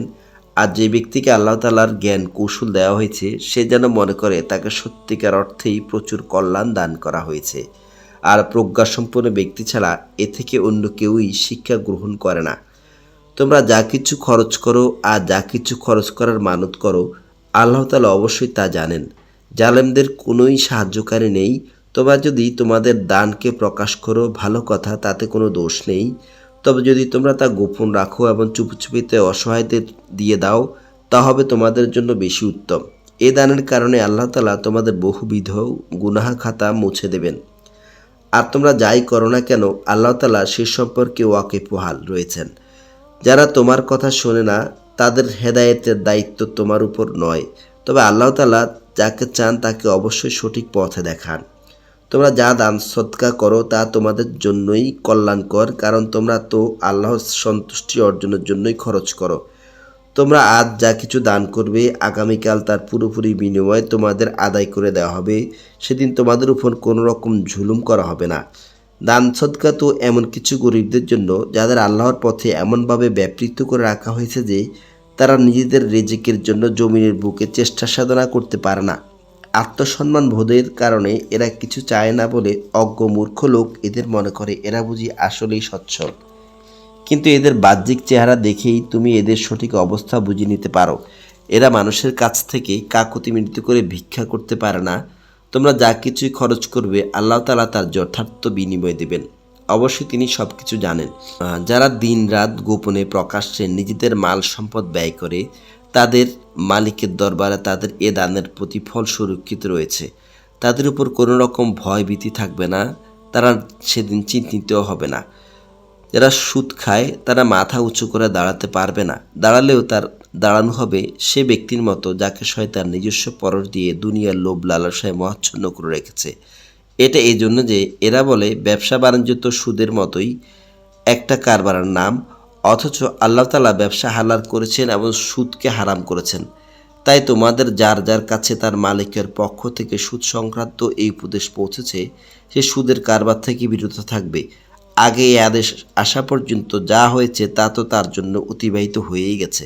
সেই বিষয়টি আল্লাহ তাআলার সিদ্ধান্তের উপর। কিন্তু যে ব্যক্তি এই আদেশের পরও আবার সুদী কারবারে ফিরে আসবে তারা অবশ্যই জাহান্নামের অধিবাসী হবে। সেখানে তারা চিরদিন থাকবে। আল্লাহ তাআলা সুদ নিশ্চিহ্ন করেন আর দান সদকাকে তিনি উত্তরোত্তর বৃদ্ধি করেন। আল্লাহ তাআলা তার নিয়ামতের অকৃতজ্ঞ পাপিষ্ঠ ব্যক্তিদের কখনো পছন্দ করেন না। অবশ্যই যারা আল্লাহ তাআলার উপর ঈমান এনেছে এবং নেক কাজ করেছে, নামাজ প্রতিষ্ঠা করেছে, যাকাত আদায় করেছে, তাদের জন্য তাদের মালিকের কাছে যথার্থ প্রতিদান রয়েছে। তাদের উপর কোনো ভয় থাকবে না, তারা সেদিন চিন্তিত হবে না।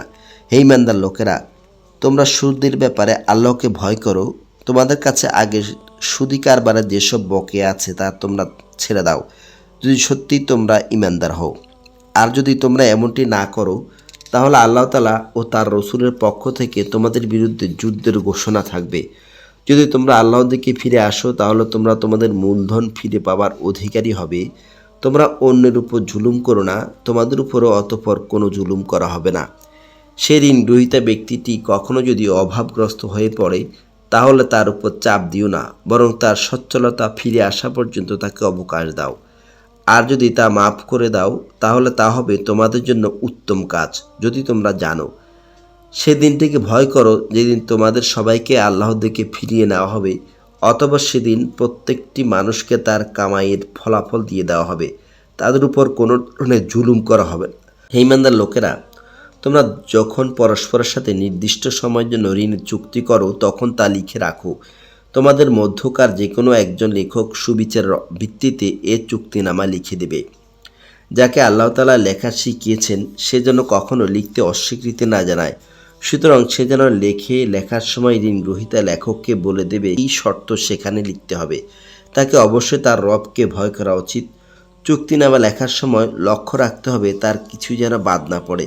যদি সে ঋণ গ্রহীতা অজ্ঞ, মূর্খ এবং সামাজিক দিক থেকে দুর্বল হয়, অথবা চুক্তিনামার শর্ত বলে দেওয়ার ক্ষমতাই তার না থাকে, তাহলে তার পক্ষ থেকে তার কোনো অভিভাবক ন্যায়ানুগ পন্থায় বলে দিবে কি কি কথা চুক্তিতে লিখতে হবে। তদুপরি তোমাদের মধ্য থেকে দুইজন পুরুষকে এই চুক্তিপত্রে সাক্ষী বানিয়ে নিও। যদি দুইজন পুরুষ একত্রে না থাকে তাহলে একজন পুরুষ এবং দুজন মহিলা সাক্ষী হবে, যাতে করে তাদের একজন ভুলে গেলে দ্বিতীয়জন তাকে স্মরণ করিয়ে দিতে পারে। এমন সব লোকদের মধ্য থেকে সাক্ষী নিতে হবে যাদের উভয় পক্ষই পছন্দ করবে। সাক্ষীদের যখন সাক্ষ্য প্রদানের জন্য ডাকা হবে তখন তারা তা অস্বীকার করবে না। লেনদেনের পরিমাণ ছোট হোক কিংবা বড় হোক, তার দিনক্ষণ সহ লিখে রাখতে অবহেলা করো না। এটা আল্লাহর কাছে ন্যায্যতর ও সাক্ষ্যদানের ক্ষেত্রে অধিক মজবুত ভিত্তির উপর প্রতিষ্ঠিত, এবং পরবর্তীকালে যাতে তোমরা সন্দিগ্ধ না হও তার সমাধানের জন্য এটা নিকটতর পন্থা। তবে যা কিছু তোমরা নগদ আদান প্রদান করো তা না লিখলেও তোমাদের কোনো ক্ষতি নেই। ব্যবসায়িক লেনদেনের সময় অবশ্যই সাক্ষী রাখবে। দলিলের লেখক ও তার সাক্ষীদের কখনো তাদের মত বদলানোর জন্য কষ্ট দেওয়া যাবে না। তোমরা যদি তা করো তাহলে জেনে রেখো তা হবে একটি মারাত্মক গুনাহ। তোমরা তাকে অবলম্বন করো। আল্লাহ তাআলা তো তোমাদের সব কিছুই শিখিয়ে দিচ্ছেন। আল্লাহ তাআলা সকল বিষয় জানেন। যদি তোমরা কখনো সফরে থাকো এবং চুক্তিনামা লেখার মতো কোনো লেখক না পাও, তাহলে কোনো জিনিস বন্ধক রেখে তার ঋণ গ্রহীতার দখলেই দিয়ে দাও। যখন তোমাদের কোনো ব্যক্তি অপর ব্যক্তি কোনো বন্ধকি জিনিসের ব্যাপারে বিশ্বাস করে, এমত অবস্থায় যে ব্যক্তিকে বিশ্বাস করা হয়েছে তার উচিত সেই আমানত যথাযথ ফেরত দেওয়া এবং আমানতের ব্যাপারে আল্লাহ তাআলাকে ভয় করা, যিনি তার মালিক। তোমরা কখনো সাক্ষ্য গোপন করো না। যে ব্যক্তি তা গোপন করে সে অবশ্যই অন্তরের দিক থেকে পাপিষ্ঠ। বস্তুত আল্লাহ তাআলা তোমাদের যাবতীয় কাজকর্মের ব্যাপারেই সম্যক অবগত রয়েছেন। আসমান জমিনে যত কিছু আছে তা সবই আল্লাহ তাআলার জন্য। তোমরা তোমাদের মনের ভেতর যা কিছু আছে তা যদি প্রকাশ করো কিংবা তা গোপন করো, আল্লাহ তাআলা একদিন তোমাদের কাছ থেকে এর পুরোপুরি হিসাব গ্রহণ করবেন। এরপর তিনি যাকে ইচ্ছা তাকে মাফ করে দিবেন, আবার যাকে ইচ্ছা তাকে তিনি শাস্তি দিবেন। আল্লাহ তাআলা সব কিছুর উপর একক ক্ষমতাবান। আল্লাহর রসুল যে বিষয়ের উপর ঈমান এনেছে যা তার উপর তার মালিকের পক্ষ থেকে নাজিল করা হয়েছে, তার সাথে মুমিনরাও ঈমান এনেছে। এরা সবাই ঈমান এনেছে আল্লাহর উপর, তার ফেরেশতাদের উপর, তার কিতাবসমূহের উপর, তার রসুলদের উপর। তারা বলে, আমরা তার নবী রসুলদের কারো মাঝে কোনো রকম পার্থক্য করি না। তারা বলে, আমরা আল্লাহর নির্দেশ শুনেছি এবং তা মেনে নিয়েছি। হে আমাদের রব, আমরা তোমার ক্ষমা চাই এবং তোমার কাছেই হচ্ছে সবার ফিরে যাওয়ার জায়গা। আল্লাহ তাআলা কাউকে তার শক্তি সামর্থ্যের বাইরে কোনো কাজের দায়িত্ব চাপিয়ে দেন না। সে ব্যক্তির জন্য ততটুকুই বিনিময় রয়েছে যতটুকু সে দুনিয়ায় অর্জন করবে। আবার সে যতটুকু মন্দ দুনিয়ায় অর্জন করেছে তার উপর তার ততটুকু শাস্তি পতিত হবে। অতঃপর হে মুমিন ব্যক্তিরা, তোমরা এই বলে দোয়া করো, হে আমাদের রব, আমরা যদি কিছু ভুলে যাই, কোথাও যদি আমরা কোনো গুনাহ করে ফেলি, তার জন্য তুমি আমাদের পাকড়াও করো না। হে আমাদের রব, আমাদের পূর্ববর্তী জাতিদের উপর যে ধরনের বোঝা তুমি চাপিয়েছিলে তা আমাদের উপর চাপিয়ে দিও না। হে আমাদের রব, যে বোঝা বইবার সামর্থ্য আমাদের নেই তা তুমি আমাদের উপর চাপিয়ে দিও না। তুমি আমাদের উপর মেহেরবানি করো, তুমি আমাদের মাফ করে দাও, আমাদের উপর তুমি দয়া করো। তুমি আমাদের একমাত্র আশ্রয়দাতা বন্ধু। অতঃপর কাফেরদের মোকাবেলায় তুমি আমাদের সাহায্য করো।